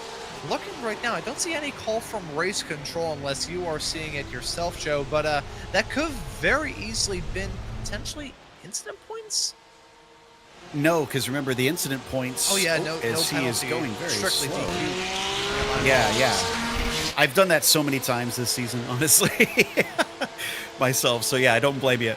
I'm guessing that was a speeding penalty, and we saw he was honestly a little too hot coming out of the pits exit anyways, as he went deep into the International Horseshoe, but something has gone completely awry since then because he was so slow coming onto the oval portion. As we check back in with Eunice versus Green. Marcel still up about 6 spots from where he started. Dale's not doing too shabby. He's up 3 from where he began. But I believe both of these drivers are likely doing a 3-stop as Marcel is extending the track limits by just a bit there. You can see 2 wheels in the grass on his way up into the braking for turn 6. You know, it wouldn't be Daytona if we saw some drivers testing the limits. That's exactly what iRacing tried to put a halt to a couple of seasons ago. Oh, golly. Some of those esports lines get super creative. I remember just in my formative years as a racing fan, playing the F1 games on the Xbox 360, and some of the lines that those people would run in the open lobbies, especially adding on to the chicane of Montreal. The bunny hop strategies will always stay in my head. See that a bit on iRacing, but drivers still trying to find every single advantage that they can in their own little battles, as certainly Dale Green looking for an upper hand in this fight for 5th right now between himself and Marcel Eunice. It's still a good drive for Dale Green, just looking for a little bit more as he looks for the move around the outside, heading down into turn number 1, down the gears and stuck on the outside. He will be Eunice, able to clear him and defend that P5 spot. I still think the moves around the outside are a very viable option for these drivers, but it comes with the yin and the yang about that run heading down in there, because you got a move done into one, chances are that driver's probably going to get you back again on the back end of the track. Yeah, exactly. Yeah, I'm with you. I think here in the sim, you could probably try and maybe pinch the driver down a little bit to get that pass done. In the real world, probably a little bit less likely, just because of the lack of grip on the outside there. As we follow them into the turn 6 entry onto the oval, and that was quite wide from Eunice, maybe a little bit too wide because Dale Green is still close and should have a nice little toe. It's just every time we've seen this, the driver behind decides it's not worth trying to attack side by side into the bus stop. Let's see if he concurs this time as the 250 is going to look to the outside. Marcel will at least defend, but yeah, I don't think that was a serious attempt. Maybe just forcing a mistake or hoping to force a mistake out of the 004. 12 more minutes, and we'll find out who's got the strategy and who does not. And that, of course, is not the end of the story, because they do have to get to the end of this race, but I am eagerly awaiting that marker to see who has done what in terms of fuel. Right now, Dale Green doesn't seem to be saving too much because he keeps going on the attack, and he's once again reeling him in, but this time he lifts down into 1. Yeah, some intimidation tactics attempted there from Dale Green on Marcel Eunice, just trying to rattle his cage a bit and get that spot because of a mistake. But Marcel Eunice hasn't cracked so far. I may have shared this story on a broadcast before, maybe here on the PCA, but I'll share it again because it's always a funny story, talking about how easy it is to get into the head of a driver. One of my closest buddies back in the karting days, him and I were contending for a championship in 2021, came down to the final event that season, and before we got into the karts, I walked up to him, walked behind him, grabbed him by the shoulders, and just shook him. And that was the closest I got to him all season long. He had a significantly faster engine, a significantly newer kart. He just barely edged me out by about 0.2 of a second that day. So shows you that it's those small little things that can get into a driver's head the quickest. So those small little peaks that we're seeing there from Dale Green and Marcel Eunice, you know, those can add up for Marcel Eunice. You'll just think about those every single time he goes into a braking zone, checking a look in his rearview mirror a little bit more than he's looking at his braking markers. Kind of a death by 1,000 cuts sort of deal from the mental side of things. And that was the carts and the engine, right? It was quicker.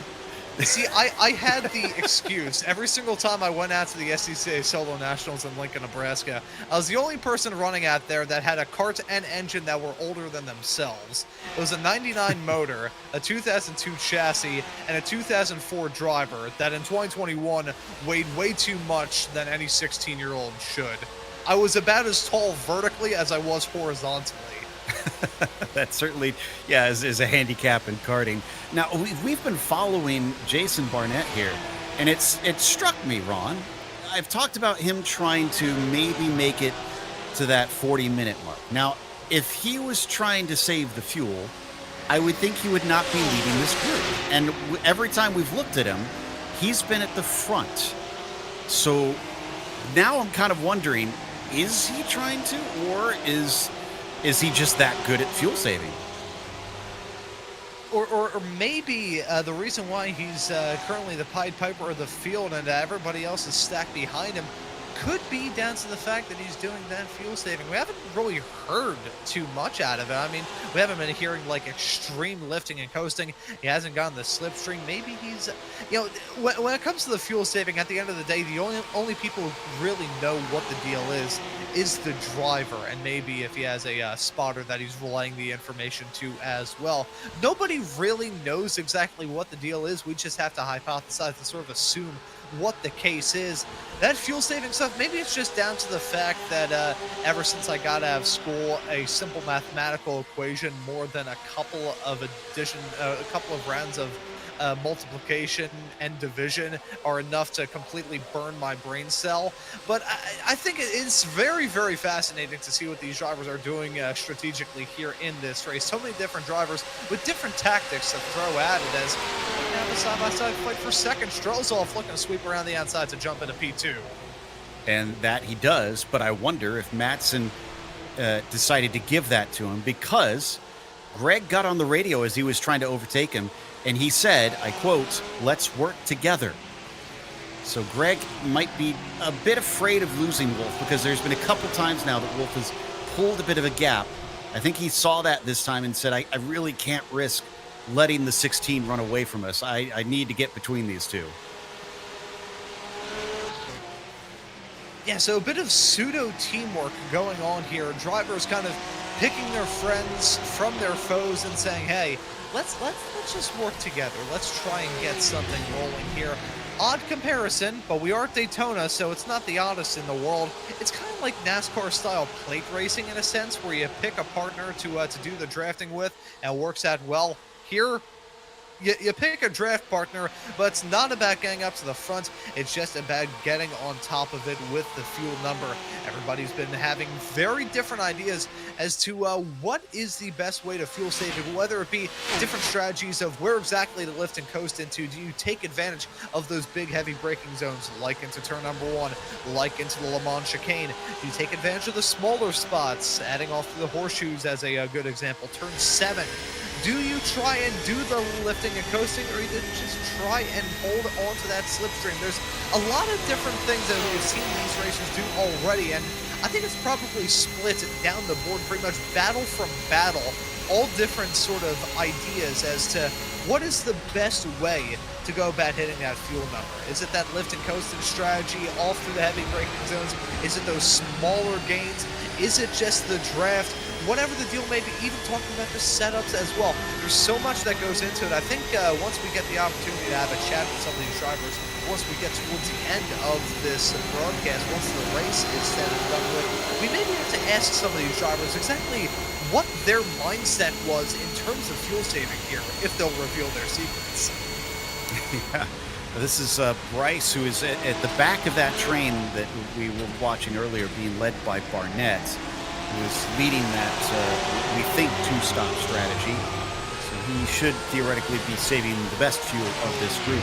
Now, the front that we see on the top of the screen, that's getting maybe a tad awkward, because they are coming up to lap Brandon Ogle, the driver who probably should have been leading this race after the first stop.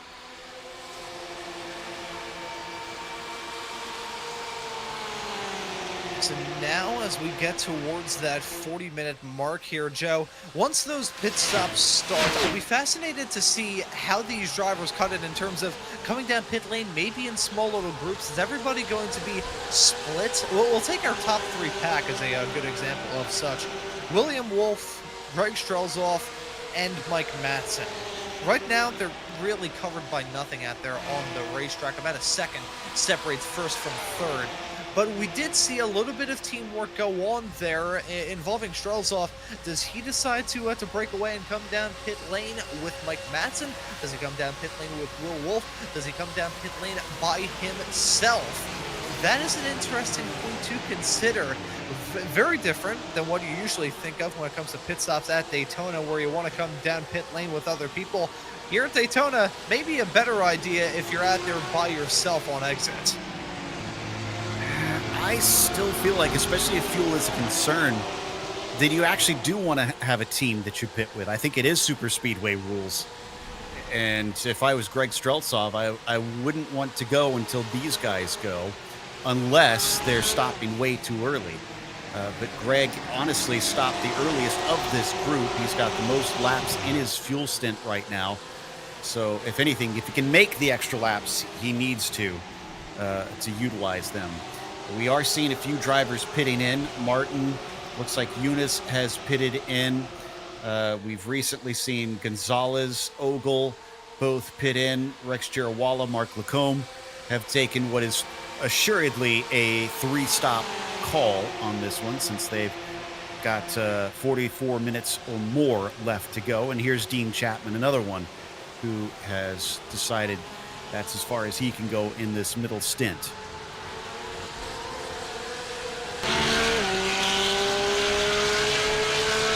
I'm looking at the other right-hand side of our screen, Joe, and I'm seeing that pit lane graphic pop up more and more and more drivers filing down pit lane in their own little groups and their own little cliques, and those pit stops now going down. Greg Streltsov down below that double yellow line to come down pit lane here, and he will not be followed by either Will Wolf or Mike Matson. We'll have to see if this works out well for him. Does he have a clean approach on exit? If he doesn't have a clean approach on exit and nobody to work with fuel saving, that is truly the worst of both worlds. Tellingly, the other driver that is on the same pit stop lap as him, Dale Green, also came in. Remember, this compounds. If you are short on the first stint and you do the same amount of laps the second stint, that just keeps adding up until you have the longest stint at the very end. This is why it's so critical to be able to do it from the very beginning. Streltsov obviously taking some tires, not just the fuel on this one, to get to the end, wanting some fresh rubber to take him to the checkered flag. He will emerge in what is showing as 8th place right now. So Greg is not too far back position-wise, but we need to wait and see where he will be in terms of the track position and gap to those ahead. Now he does lose one more spot to make that 9th. He's still in 8th. That is a lap car. That's Steve Komatz who just went by him. So apologies. That is not for position that he just lost. But we wait and see if any of the other drivers can go one more lap than this one, because we still need about a lap's worth to reach that 40-minute mark. Yes, and now we switch our attention back to these top two of Will Wolf and Mike Matson, who are both breaking away to come down pit lane. Same lap, same time. Who's going to have the shorter stop? Will any of these racers jump in front of another? We've been so focused about the pit stops. We have to focus on actually getting the run through pit lane correct, both on entry, exit, through the pit lane, hitting your marks right. They stop in their marks right about there. Will Wolf first to stop Mike Matson farther up the road. This is going to be the money stop, the final stop for these drivers with 41.5 minutes left. You want another twist in the tail? Grant Nikesh has carried on this lap. So I believe he's going to get pretty much within the window to be able to get to the end from here.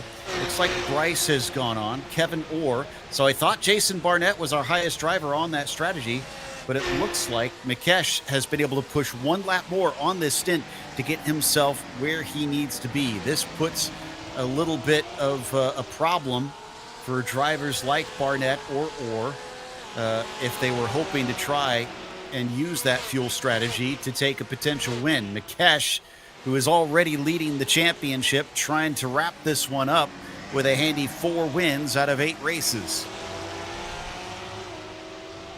And now if Grant Nikesh can make this work and pit firmly within that 40-minute window, he won't have to worry about fuel saving come time for the end of this race, which is a fantastic position for him to be in. If I had the option between having to do a bit of fuel saving come time for this final stint or being able to just bend the floor pan in my race car and mash that accelerator as much as I can to get every single drop of performance out of that machine, I would definitely prefer the latter over the former. If Mikesh can make that work, we may have to talk about him returning into victory lane, and it would be a long-awaited trip to victory lane. We mentioned this earlier on in the broadcast. Last time that he grabbed a win was at Long Beach. That was ever so long ago, so that winner's champagne, if he can get a taste of it here tonight, will be extra sweet considering it's been nearly 2 months. Yeah, that's a good point on the length of time that he's had to sit and wait. And he did come into pit lane this time by. So yeah, I'm pretty certain he'll be able to make it from here. Tom Bryce goes another lap, though. Kevin Orr keeps going. Jason Barnett keeps going. Mikesh, I think, going to be overtaken by Wolf. Yep, pretty handily. Who has actually dropped Matson and Streltsov. Wolf, I don't think we covered this. Wolf came out way ahead in the pit stops. He must have been much quicker in the box. So that was, I was actually looking at the pit stop times at the time there. Brilliant use of the English language for me. But Matson wasn't too much slower in terms of the pit stop time. I only saw about 0.2 of a second the gap. I'm curious if Ramir on the production truck can pull up the pit stop times. Just the times that they were stopped in the pit box. I'm curious whether we can get that information up to fully underscore exactly how it worked. Yeah, it wasn't that much. Only Matson losing 0.2 of a second on the pit stop itself. Now, again, that is a small fraction of the general time down pit lane. So we can possibly switch to the pit lane time if it's possible to do that. We'll be able to get a full picture here. I think that time loss happened out there on the racetrack and the racetrack alone. Maybe a mistake, maybe a bad encounter with lap traffic, but either way, doesn't matter what the equation was, the sum is still the same. Will Wolf, if things remain with that top three in the same way that we were expecting it to after the last round of stops, he may be on track for a dominating race win to end the season off. So Bryce, Orr, and Barnett have now pitted in. Wolf should be our leader when we come back around, but Mikesh has emerged, I believe, only about 6 or 7 seconds behind Wolf as David Glenn goes for quite a ride and loses his rear wing in the process down at the Le Mans chicane. I think he's probably come in to get that repaired since we last looked. As well, he comes to a halt first before that and then gets it going once again. There we go. Will Wolf now returns back to the top spot, 1 second ahead of Streltsov, who is trying his best to run him back down. He already did it once. Can he do it again? And he's going to have Steve Komatz in the way before he gets there.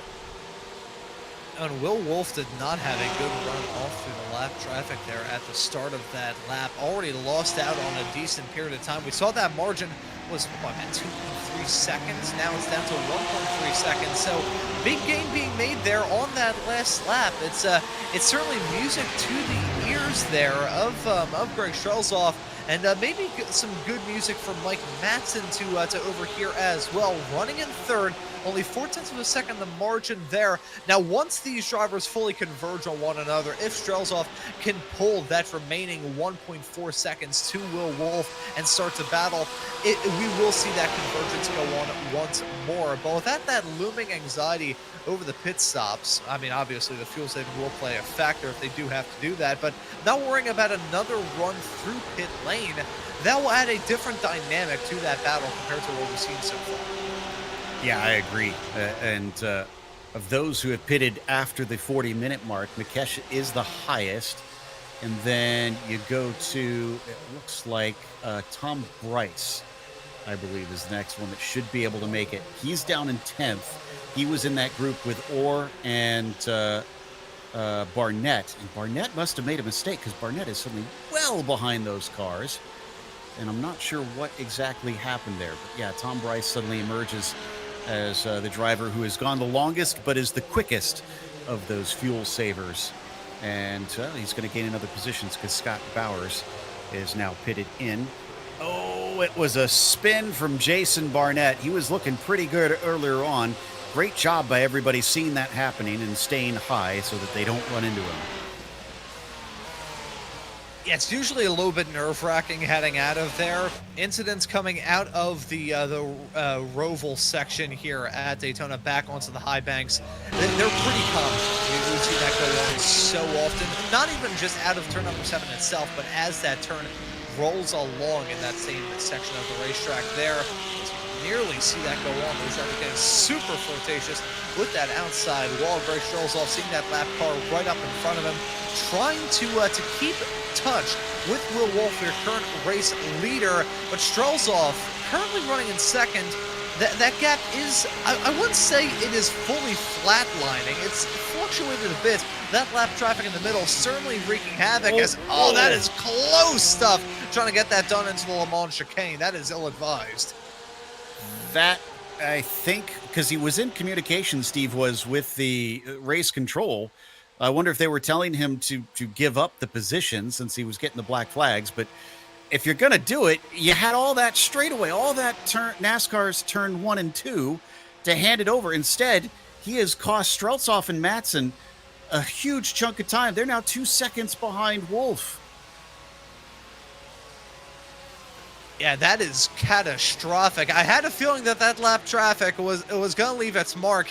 That Le Mans chicane, one thing you got to note about that, heading through there, one small little mistake on entry, one small little miscue on entry, and it's going to snowball all the way through into the braking zone of turn number 1. That's exactly what happened there with Strelzoff and Matson. Now, there's still 33.5 minutes left to go here, so there is time to claw up that once more, and there will be more lap traffic to worry about, which could slow down Will Wolf a bit more and drop him back into the crutches just in this little blibber blabber of mine. It's already fluctuated back down to 1.5 before ballooning at nearly to 2. It continues to evolve, but it's not game set match for Strelzoff and Matson yet, but they want to have any more setbacks like that. That's not only going to do them in mentally, that's just going to leave them with less and less time to finally get that battle settled between those three. Yeah, and like you were talking about earlier, that if he has to push to catch up to that car, that makes it even tighter on the fuel for him since he stopped early, and especially earlier than both these two. So Will Wolf being able to pull away is really bad news for the 642, and he's going to hope that maybe he can catch him quickly and maybe get back into that slipstream and just ride for a little bit and not have to worry as much if he can use his pushing the air to his advantage. Now, until he catches up to him, let's take a quick moment to mention our sponsor for this series, Princess Cruises. In fact, they are the title sponsor for PCA Sim Racing in 2026. With 17 ships sailing to 345 destinations on 7 continents, world-class cuisine inspired by the places they visit, and the friendliest crew at sea, Princess is ready to welcome you on board. And specifically for PCA members, join the Treffert at Sea 2026 Pacific Wine Country Cruise on the Grand Princess, sailing from Vancouver to Los Angeles, September 19th to 25th. Go to the website link on the screen, pca.princesspartnerships.com, or call 833-679-2188 to speak to a PCA Travel Concierge agent. That's 833-679-2188. Half an hour left to go now. We have a lot of threads that have not wrapped themselves up because we do not know who can get to the end and who cannot. There is the replay of that costly letting the leaders by from Comats that has forced Greg Strelzoff to have to waste a bit more fuel. And the good news for Greg is he does have a lot more speed. He has run him down already and is within the slipstream.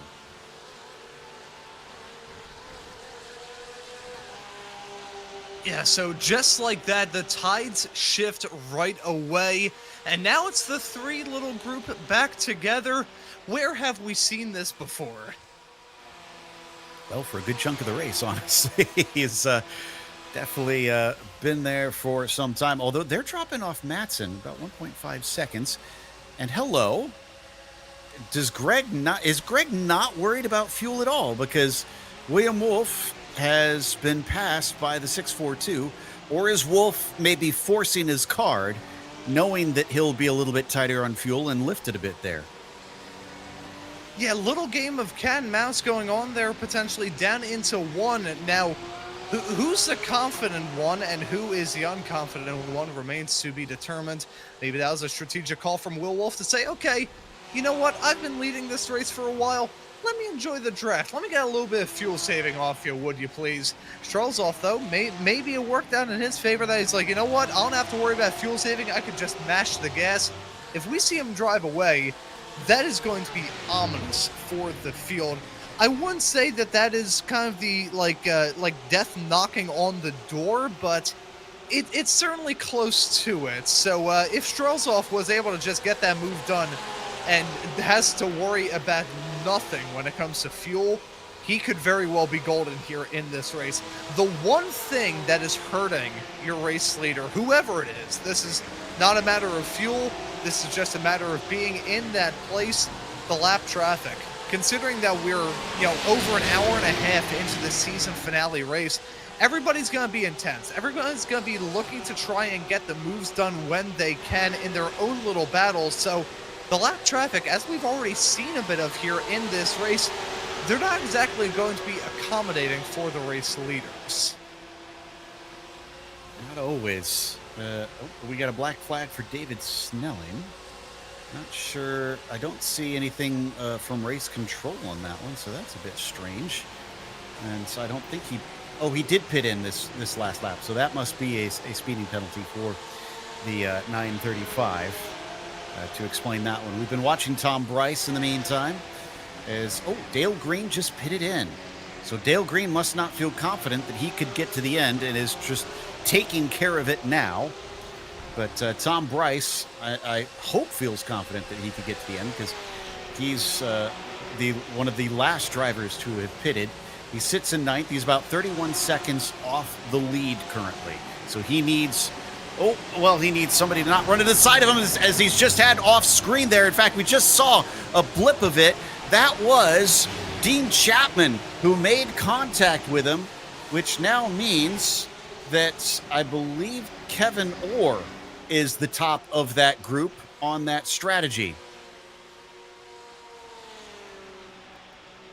Yeah, and just like that, the tides turn once more. This has been such a topsy-turvy race. It's expected considering it's 2 hours, but the twists and turns have not been reserved to the racetrack and the racetrack alone. As we take a look at this round of bowling hang down into turn number 1. Unfortunately, going for the strike there is Dean Chapman. Contact being made, and that is thankfully that car was able to rejoin without any further incident. If that car was stopped there, that could have very easily turned into a pileup. Bowling is right. He was coming from 2 cars back. So I think he must have outbraked himself a little bit and then unfortunately used his fellow competitor as an extra anchor, unfortunately. As we come back to Wolf and Matson with Strelzoff taking off down the road. Dropped him by 2.5 seconds already. Now, if he does have to pit, like we just saw Dale Green do a little bit earlier, Green actually came out behind Orr by, looks like, just a couple seconds, maybe even only 2 seconds. So these drivers might actually still be ahead of Kevin Orr in that 36, in spite of him going longer on the fuel and saving a pit stop. But that's based on what we saw from Dale Green and his quick in and out 7.5 second pit stop, it looks like, for the 250.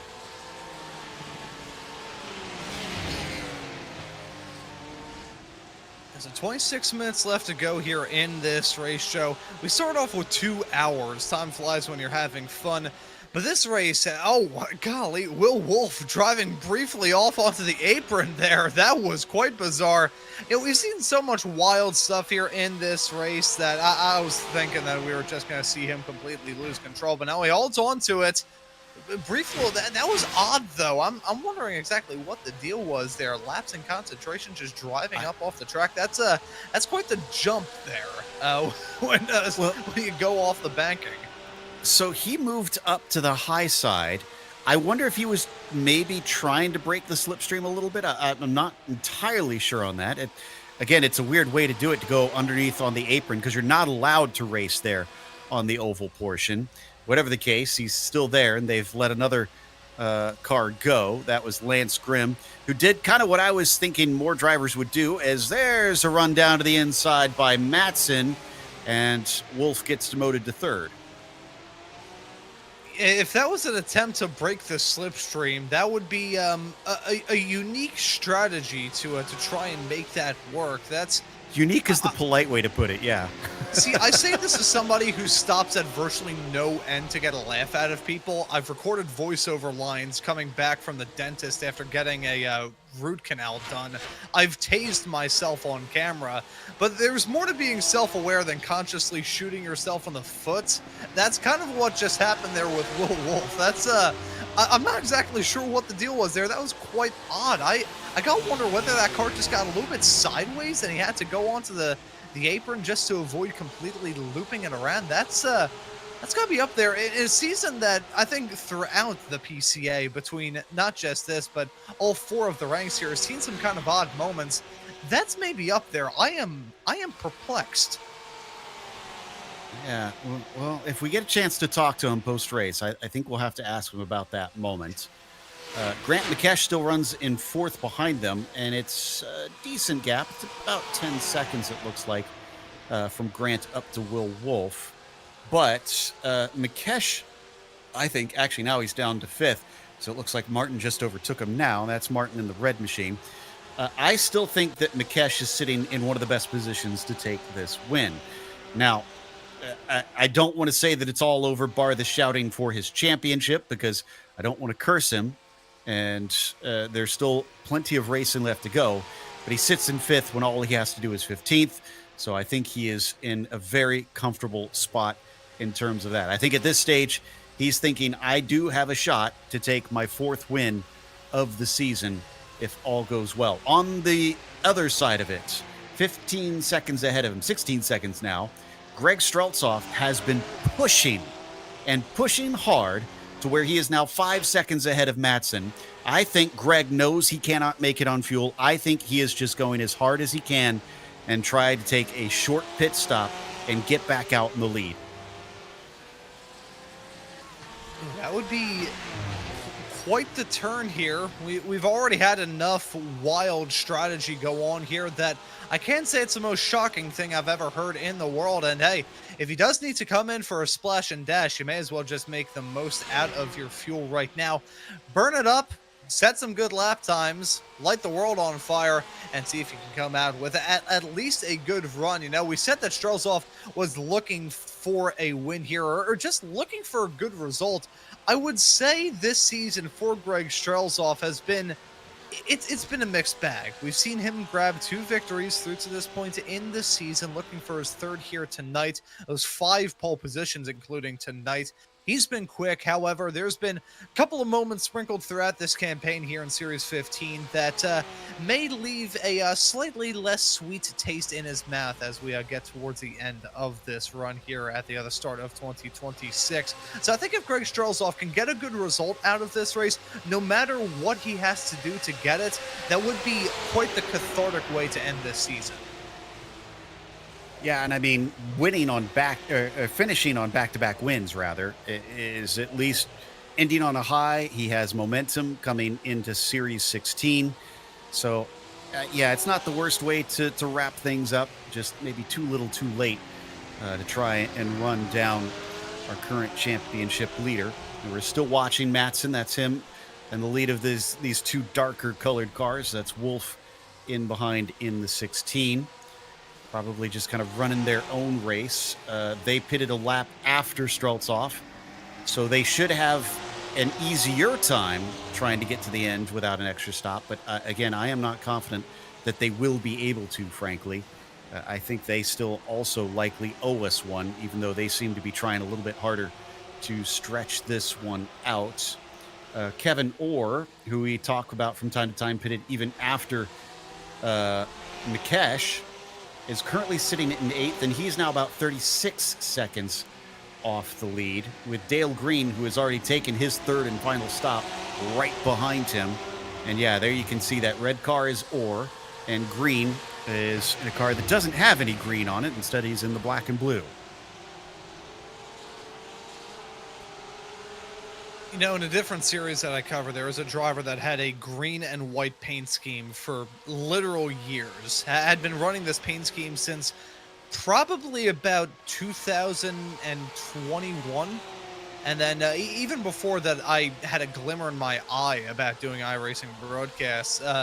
But he had finally switched his paint scheme to literally the complete opposite of what it had been forever. He ended up going with a black and blue paint scheme that still catches pretty much everybody out between drivers and broadcasters looking at that car being like, that just looks so different. You can never tell that it's that driver, but it's still a nice little paint scheme there from Dale Green, although I am partial to the color blue. That's roughly the same color scheme I actually had on my first ever racing helmet. Yeah, that'll always kind of make you a bit partial, no doubt. Now down to less than 20 minutes to go. Haven't seen anybody after Dale Green come in for that splash and dash, so Dale kind of took the contra strategy here at the end to go before anybody else. But of course, that puts him a little farther back amongst cars that he may not be as quick at, or maybe a little bit quicker than, I should say. In fact, yeah, his fastest lap is about 0.3 of a second quicker than Kevin Orr's. So theoretically, he should be slightly faster than that 36 in front of him. But hard to say here because things have been so mixed up in terms of strategy so far in this finale. As we come back to the battle for P2 once again, Matson and Wolf now about 7 seconds behind Greg Strelzoff. Yeah, so that gap growing. Matson and Wolf, they still look like they're either A, just trying to get as much fuel saving as they can in hopes that they can make it to the checkered flag, or just fuel saving so they know that they can get to the end. Strelzoff, though, either he is incredibly confident or he's throwing pure caution to the wind.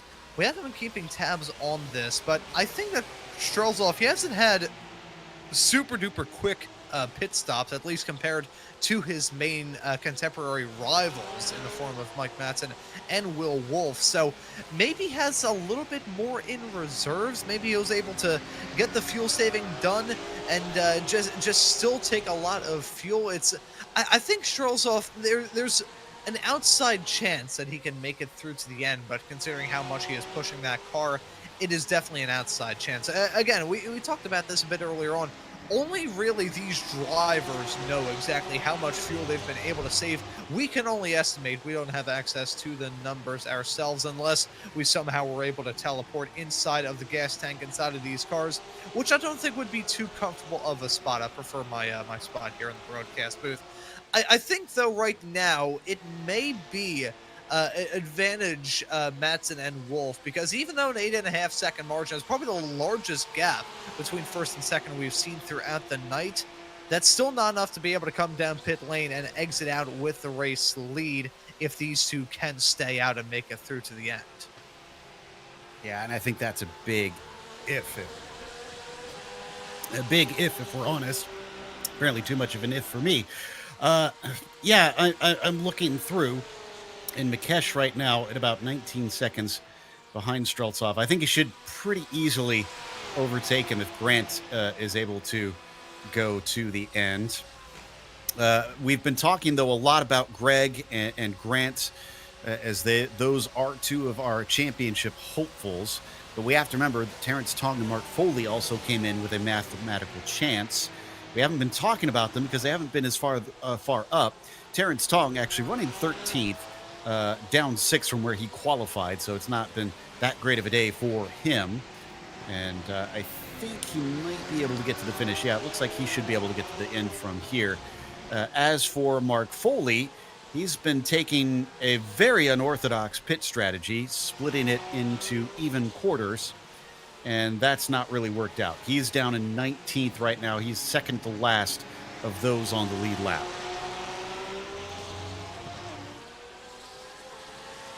Yeah, been a rough road for some. It's We're expecting a challenge for this field, and I know these drivers are probably going to be split in terms of their thoughts on either how their race went or just their general thoughts on this 2-hour format. Joe, you've been covering this series for a whole lot longer than I have.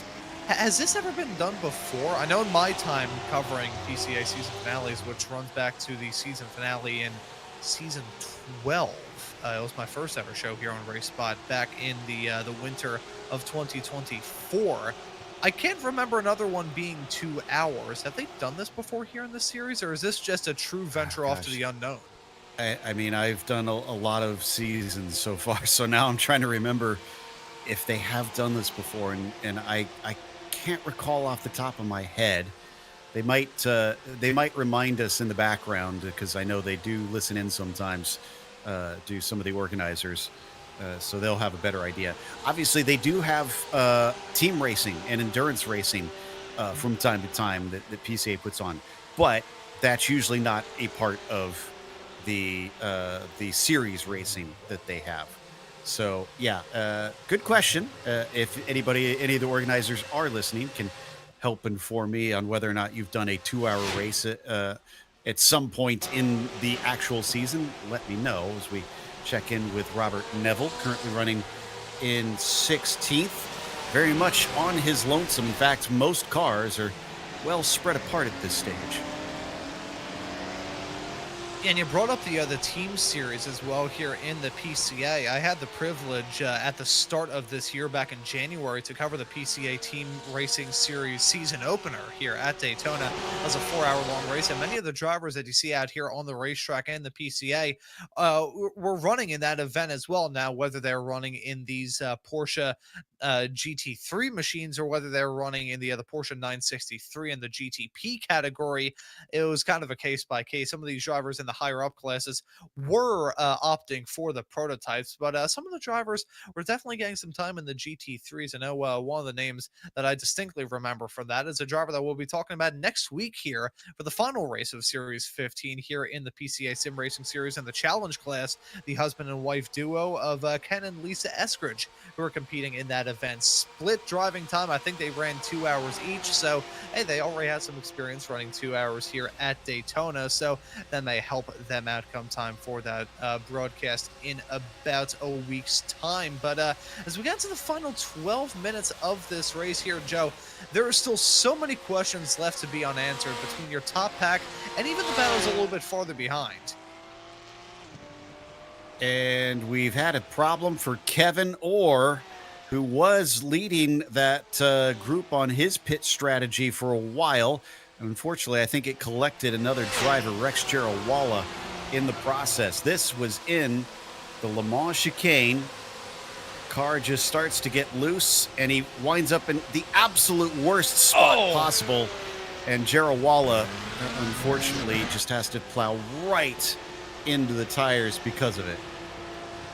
You know, fortunately, a very unfortunate situation all in all, but fortunately for Rex Jarawala, the tire bundles here seem to be one of the tire bundles recently changed by iRacing to no longer be made out of solid tungsten. So he was able to go through. I mean, granted, his car has been absolutely ruined by that, but it could have been a lot worse. It could have been a lot more vicious of an impact as we take a look at this from Rex Jarawala's perspective. Car spinning up in front, smoke in the air, nothing he can do.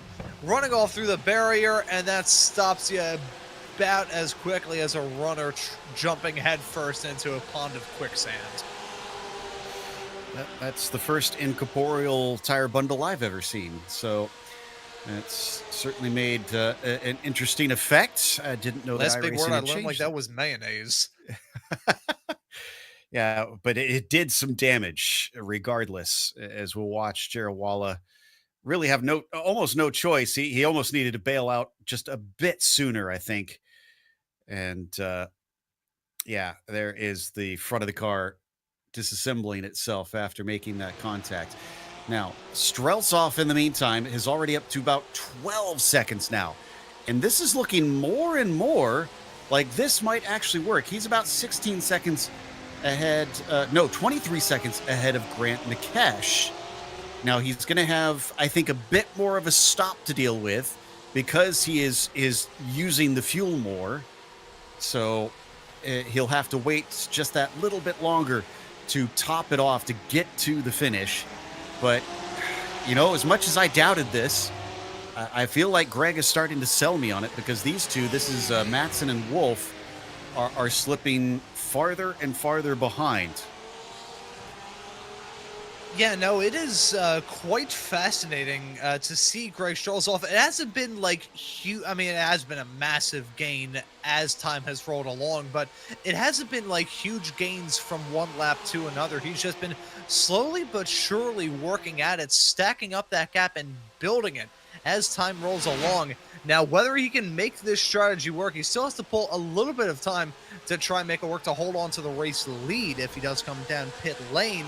However, I've seen stranger things. I don't even have a Netflix subscription. I'm keeping my eye on Strelzoff to see when exactly he peels off the racetrack. If he does peel off the track, he finds himself in a bit of a desert of lap traffic, so to speak. Joshua Jepson is a little bit farther up in front of him, and Robert Neville farther up the road from there, and then he finds himself with a little 1-2 punch of Ben Leung and Brandon Ogle. So right now, I think he finds himself in a good window of opportunity to continue to stretch his legs, pull that margin a bit more. Maybe once that lap traffic gets involved in a few laps, that may be the time that he peels away. For our audience to have a reference here on the gap, Matson and Wolf heading into the International Horseshoe. Strelzoff is already in the Western Horseshoe. That's how much he has drawn away. James Martin pits in. He was amongst the top 5 there before this pit stop. Does he emerge ahead of Dale Green? No, he does not. So Green is the highest driver right now, who has taken his 3rd stop and is good to go to the finish. He now moves up to 7th. He's 40 seconds behind Strelzoff, which I believe is easily outside of the range of passing Strelzoff when Greg pits. I think what we're looking at is most likely whether or not Greg is ahead of Grant McKesh. That is probably the main driver that he needs to be concerned of, whether or not he can get past him. Oh, as that was going off the track for Marcel Eunice again all through the second horseshoe. We saw him have an off-track moment through there earlier on, and this time loses touch with Dean Chapman, now falling into the crutches of Dale Green, your current 7th place runner, as they head their way out of turn number 7. So, getting back to the discussion about Greg Strelzoff, he's now pulling away. He's into the pits. Yes, indeed. Thank you. He found himself at the end of his rope, proverbially, and more likely the end of his fuel tank. Mike Matson will definitely inherit the lead, back off of him, because he's just coming up to the start-finish line now. There you can see at the bottom of your screen. He was scored in 2nd place, but he's going to now shuffle his way up into 1st. Strelzoff takes his fuel 6 seconds, 7 seconds, 8.5 seconds. That is how long he was stationary, a second longer than Dale Green, and Grant McKesh has gone by him. So Strelzoff tried so hard. He put together an incredible drive in that stint, just not going to work out in his favor. Losing out on that podium spot. He's still got about 6, nearly 7 minutes left to go in this race. Jen Alpha is going to have a field day with that line that just came out of my mouth. Strelzoff, 4-5 seconds a gap that he has to try and close up here. That is close to insurmountable, but still a valiant effort for Greg Strelzoff to even think about having a shot at a podium after the mistake that we saw him suffer from earlier on. Now, we've been talking about so many different storylines here. I'd meant to mention, and I apologize if I did mention this and completely forgot, Doug Atkinson did let me know that this is the first time they've been doing this 2-hour event at the end of the season. So a big thank you to Doug, who helps run a lot of the things behind the scenes here in PCA. Meanwhile, Matson, our current leader, being chased by Wolf. McKesh about 7 seconds behind, and then Greg Strelzoff down in 4th. I'm still not feeling like we can say that Mike and Will can get to the finish. Is Dean Chapman going to be fighting with Marcel Eunice coming through the Western Horseshoe? Both of them have just taken their last pit stop, so now they are all out to the finish. Yeah, all gas, no brakes. Everybody's trying to get the best result they can. End this season off on a high note. You know, we think about the end of the season, everybody wants to get a good run to round off their campaign, but here in the PCA, there is that summer break. We usually see the series action take place in the fall, winter, and spring months. Don't usually see it go on during the summer, so maybe a little while before these drivers get the opportunity to hit the racetrack once again here in the PCA Sim Racing Series for the start of Series 16. So it adds even more pressure to these drivers to get a good result here. Boy, does it. As we watch on board with Chapman in this 13th position, and just hunting down Marcel Eunice, who's had a lot of action this race, we have to say. It's about to get a little bit more, because looks like it's a little bit of side-by-side potentially. Dean is going to try for the long way. No, he is not going to get the overlap by the time they come through turn 1.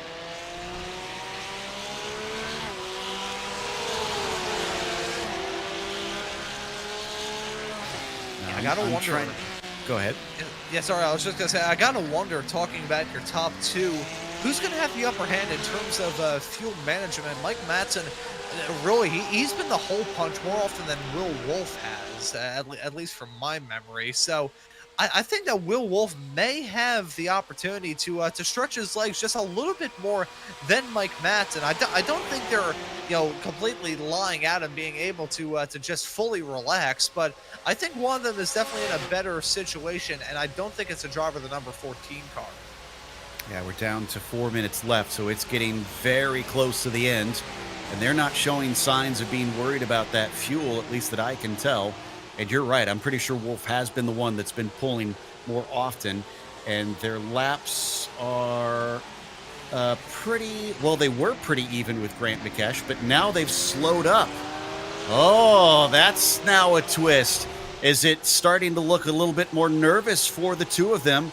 Because McKesh is catching up, which means that likely, yes, Greg Streltsov also running them down. But is it too little, too late? Can they save enough to get to the finish before those two? They have about 6 seconds of wiggle room over Grant to make it work. Yeah, and we said right as we had that final round of pit stops that Grant McKesh, even though he may not have been holding on to the race lead, even though he wasn't close to the lead pack at the time, he was going to be feeling comfortable come time for the end just because he had the opportunity and the freedom to do whatever he wanted as Dean Chapman with a close shave heading into 1. And did he just lose a spot? Yes, that was Richard Woodruff who just snuck on by and all of that. He loved that one, and now he's already in the attack with Marcel Eunice. Richard Woodruff pitted about 20 laps ago, it looks like, so I'm pretty certain that the 934 is good to go to the finish, but so is Eunice and Chapman. But Richard suddenly on the attack. Yeah, so Woodruff sensing the opportunity there, jumping up in front, so we'll keep an eye on that 3-car battle a little bit further behind as Matson. Matson's in. Wolf stays out. Now, we are 2 laps to go. So Wolf is not committed yet. It was a 46.3. He's continuing to drop time. Grant McKesh, 44.9. He has cut it down to 5 seconds now. He is getting so close. Streltsov is quicker than both of them, but it's only by about 0.3 of a second that last lap. That's not enough for him to catch up in time unless both of them start to drop. We ride on board with Richard Woodruff on the bottom as he tries to get just one more spot here at the end over Marcel Eunice, which might be for a top 10. No, it looks like he is going to stay in 11th because our driver Matson is back out on track, so he's not going to lose position to him. And I'm following Will Wolf right now. He's heading his way off through turn number 7. Although he lost his drafting partner there, he's still feeling good. The next lap car is Ben Leung, who's heading his way off through the exit of the Le Mans chicane right now. So he's got the opportunity right up in front to stretch his legs and relax. But I'm hearing some heavy fuel saving going on. He is lifting and coasting big time. David T. Glenn closing up that lap car in the 172 machine. Not sure what he's going to do in this battle, but Grant McKesh is now in the same straightaway almost. There he is, as you can see right there at the bottom of that camera shot. That's Will Wolf you're leader, 3.7 seconds of margin. They're coming to the white flag this time by. If Will Wolf stays out, which I feel like he's got to, at this point, you got to put all of your chips into that basket. If he stays out, this is still going to be close. Let's see, does he come in? No, he is committed. He's going to try and make it. And with 20 seconds left to go, that's the white flag. This latest lap, 47.5. Huge lift, and that allows the lapped car through. Now, that could actually help him, as that's David Glenn, like you mentioned, who could maybe pull him along enough that he could save enough fuel to get to the end. But it's looking like it is as tight as can be. Down now to 2 seconds ahead of Grant McKesh in closing. Grant McKesh just ran a little bit wide off through the International Horseshoe. That's not going to help out his case, but I don't think Will Wolf, I think that was a good maneuver to let him by. I'm just not happy about the timing of it all. I think he may have hurt himself ever so slightly, losing out on some time off through the infield. That gap is closing down. You can see it there now, 1.8 seconds of margin as they head their way into turn 7 for the final time. If Will Wolf lost out on boatload time there, Grant McKesh had a draft heading on to the high banks for the final time, that may have been Grant McKesh's win for the taking. It's still close, 1.6 seconds of margin as they head their way off through oval 1 and 2 for the last time. And critically, Will was not able to hold on to the slipstream of that lapped car. So Grant McKesh is going to have a clear shot to him. This is going to be tight as they come down. It's all about who gets the shot and how much fuel is on board the 16. He weaves his way through, but he looks mighty, mighty slow through there. Grant McKesh is on the throttle. And as they accelerate away, we listen on board with the number 16 to hear if that car is going to sputter. Grant McKesh, there it is. There it is. The 16 is out of fuel, and it's going to be right at the line as Grant McKesh will take the championship and a 4th win of Series 15 here at Daytona. Oh, and heartbreak for Will Wolf, who just falls short right at the end. He did everything he needed to do. He just barely finished in second. Greg Strelzoff was so close there at the end. 0.3 of a second the margin as they came across a stripe. But Grant McKesh being at the right place at the right time, and for the driver that had a dominant first half of the season, ends off his championship campaign on the right note, pulling over to the side of the racetrack as your champion here in the club class in Series 15. What a way to end it off for McKesh. Strelzoff at least gets on the podium. That's the good news for him. Matson came back for a top 5. Not too shabby considering, but not quite what he was looking for. Terrence Tong came in second in the points. He had to settle for 9th on the track at the end of the race. And I believe we're going to see 20 cars finish on the lead lap after all was said and done on that one. With 2 hours, 37 cars starting, that's not too shabby. Half of them managing to complete every lap of this race. It was 0.3 of a second. If Strelzoff hadn't have had his spin, then yeah, I think he probably not only would have been at least in second, he probably would have been just slightly ahead of Grant McKesh, because the gap at the end, 2.8 seconds between Greg and Grant. That mistake was super costly for him. This is the unofficial results. Grant McKesh, your winner over Will Wolf, with Greg Strelzoff rounding out the podium. Dale Green was 4th. Nice run from him, as Mike Matson, like we said, that late pit stop still collected 5th. Tom Bryce, great job making it a 2-stopper. In fact, he and Grant McKesh, the highest 2 to have made that 2-stop work. Tom Bryce finishes 6th. James Martin was 7th and Kevin Orr 8th. Terrence Tong was P9 with Jason Barnett rounding out your top 10. It was Richard Woodruff we saw with that late battle taking 11th. Dean Chapman was 12th. Scott Bowers P13 and Mario Gonzalez 14th. From there, Marcel Eunice was 15th and Jeremy Hall 16th. Mark Foley P17 for him, ahead of Brandon Ogle in 18th, who at one point was leading the race. Robert Neville was 19th and Ben Leung was 20th. From here on down, drivers who are lap down or more: Lance Grimm 21st, Mark Lacombe in the 22nd spot, and then Steve Komatz in 23rd, Rex Jarwala 24th. 2 laps down for David Snelling in 25th. David Glenn was 26th. and Josh Jeppesen, who was having a pretty good race up until about halfway through, had to settle for 27th. David Saylor was 28th, and then Jim Walsh 29th. From here, I think we get to the drivers who are DNFs here today, including Rondeau, Casion, Henry, Holmes, Fair, Locklear, and McDonald. So definitely a few victims on that one. So unofficial champion ready to chat with us after that race. Let's have a little talk with Grant McKesh. And Grant, congratulations. What an amazing race. I have to confess, you took us by surprise on that second stint, going a lap longer and managing to stretch it to the end. Did you know you'd be able to make that two-stop work? That, it was close. I was watching that number drop and get to like 0.1, and I was wondering if they were going to have to pit or not, but it was the plan, but I was really hoping they were going to have to pit again. So I tried to push a little bit more, and then I saw they weren't stopping, so I was like, uh-oh. So yeah, it worked. I'm grateful for everybody that was able to help me, to give me advice, to keep me centered, and it was a good season. It was a lot of fun. Suzuka wasn't the greatest, but you know, this makes up for it. I would say so. You can't ask for much better for sealing the championship with a win. It's been since Long Beach. How did you turn things around for today?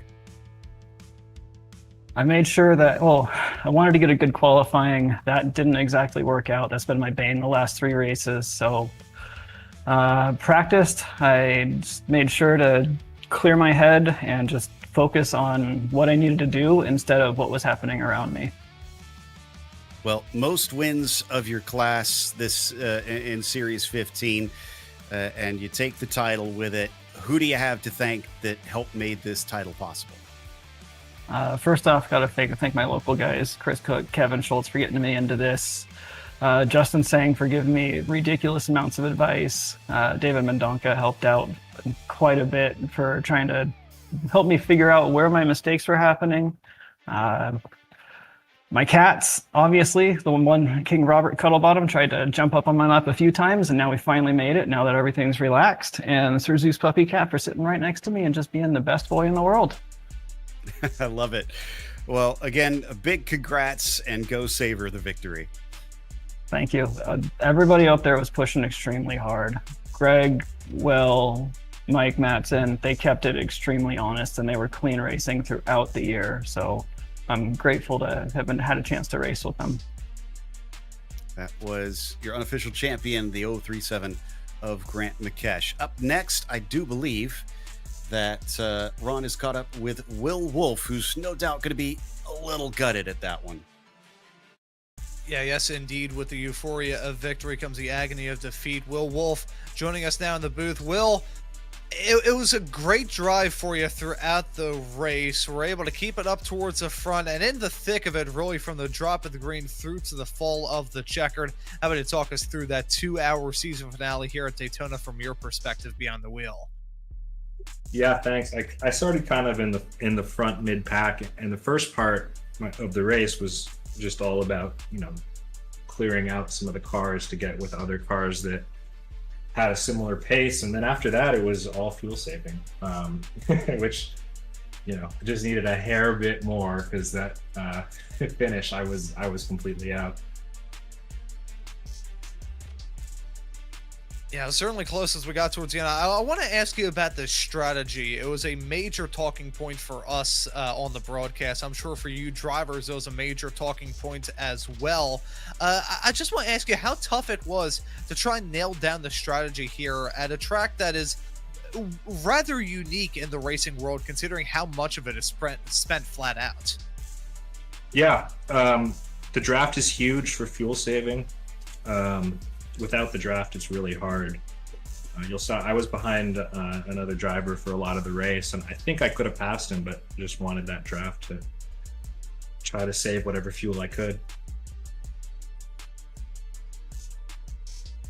still works out for a P2 for you at the end of this season, a season that did see you grab a race win a little bit earlier on in the campaign at Suzuka. So good momentum to hold on to as we look ahead to the not too far off future when Series 16 starts at some point later on this year. What's going to be the mindset thinking about this season?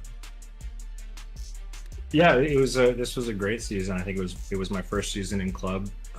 Didn't get to do all the races, so this race was just for fun. But hats off to PCA for putting a great season together.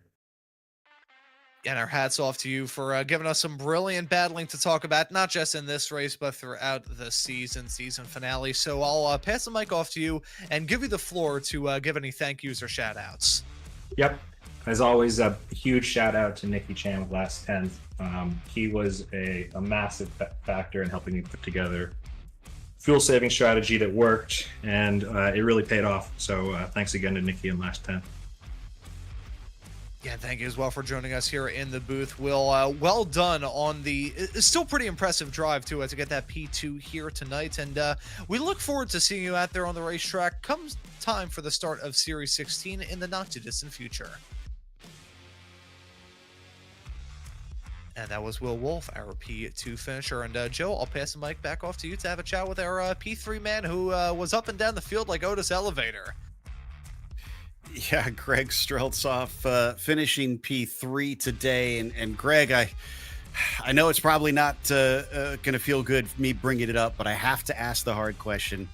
Did it sting a little bit thinking back to the spin, knowing how close you came to beating both Grant and Will? No, I definitely did. That's a great first question. And yeah, I was thinking I had red mist when I came back on the track and I threw away my original strategy. I probably could have made a two-stopper like those other guys. I was saving a lot of fuel, and then I tried to bridge the gap to go back to two stops. And then I realized I was just not going to make it. I was going to not make it by 0.3 of a lap. And then I thought about for a moment, like just super lifting to make it work. But first I just want to say that all the guys did it was such a fun race. So we were nose to tail for 2 hours, and it was just so classy. I really respect. I wanted to get on the Will and Mike Express train for the second stint, and I punched that ticket and got on that train, and I thought I had a good chance for a while, but then I did the math in the third stint, and then I couldn't. But then it was only 67 laps, right? Is that how many laps it was? I probably actually could have made it work. Well, regardless, there's one thing I guess you could take some consolation in. You really impressed us with the way that you took off there on that final stint, trying to push as hard as you could. Considering the kind of competition you were up against here in the club class, for you to be able to gap them, I think it was by 12 seconds by the time you pit. That was some impressive running. Thank you very much, Joe. It was such a great season. I had so much fun. I made some really great friends. Grant, Will, and Mike are all. Those guys were just the ones I was battling with today. But it was such a great season. I want to congratulate Grant on a well-deserved championship. I had some unfortunate luck, but I had such a great time, and it's a great community. I love the guys in club. Unfortunately, I think I'm going to be promoted to pro, and I'm really sad. It takes me a lot of work to get to this pace. I'm not that, I know Grant does too. Grant and I work so hard to get to that pace, and I put all that I learned in that last stint, just trying as hard as I could to maybe have something happen. I did get lucky. I did pick up third, but and I don't know if you saw, but Will was running out of fuel. I almost caught him. Like, if just a few other things had gone my way, I probably could have got second, but more things would have had to go for my way. Grant drove a brilliant race. We were watching it, and yeah, it was hard to watch from our end as well, but still extremely exciting. You have any plans for the summer before we hit Series 16 in the fall? No, I wish the season was longer. It's going to be disappointing not to have something to look forward to every other Thursday. And when I joined this, I had no idea. I've raced in real life, and this is so similar to that, like making last second setup changes and hoping it works. And it did for me today. I found a bunch of time today. It's so fun just like attacking one track. And I really like the people that I'm racing with. They're great people. So, you know, I will be taking some time off like the rest of everybody, but I'm really going to miss it. As I think most racers do. Regardless, just again, can't commend you enough for what was a valiant effort and still an excellent third place today. Thank you. I mean, I'm very proud of the fact that I got so many pole positions this season. I usually do not get poles. I worked really hard on that, and just need to work on eliminating, you know, mistakes of various kinds, including that spin. I never spun there in any. I have no idea what happened. I have to go look, and it just started rotating. I couldn't catch it, but you know, thanks to you guys. Thanks, great coverage. My parents love watching this broadcast, so hi, Mom and Dad. Thanks for watching. And that was our third place finisher, Greg Streltzoff, and I believe also second in the championship unofficially after the points will be tallied. But that is going to wrap us up. So we want to remind you that we are not done yet, because next Wednesday we are back for the sport class. And then after that, it'll be challenged to wrap things up here for our finale. Big thank you goes to the steering committee at PCA Sim Racing, as well as to our team tonight, Ramiro and Ron. And thank you for watching tonight's broadcast of PCA Sim Racing. I'm Joe Peak, and until next time, race clean, race hard, and we'll see you on the track.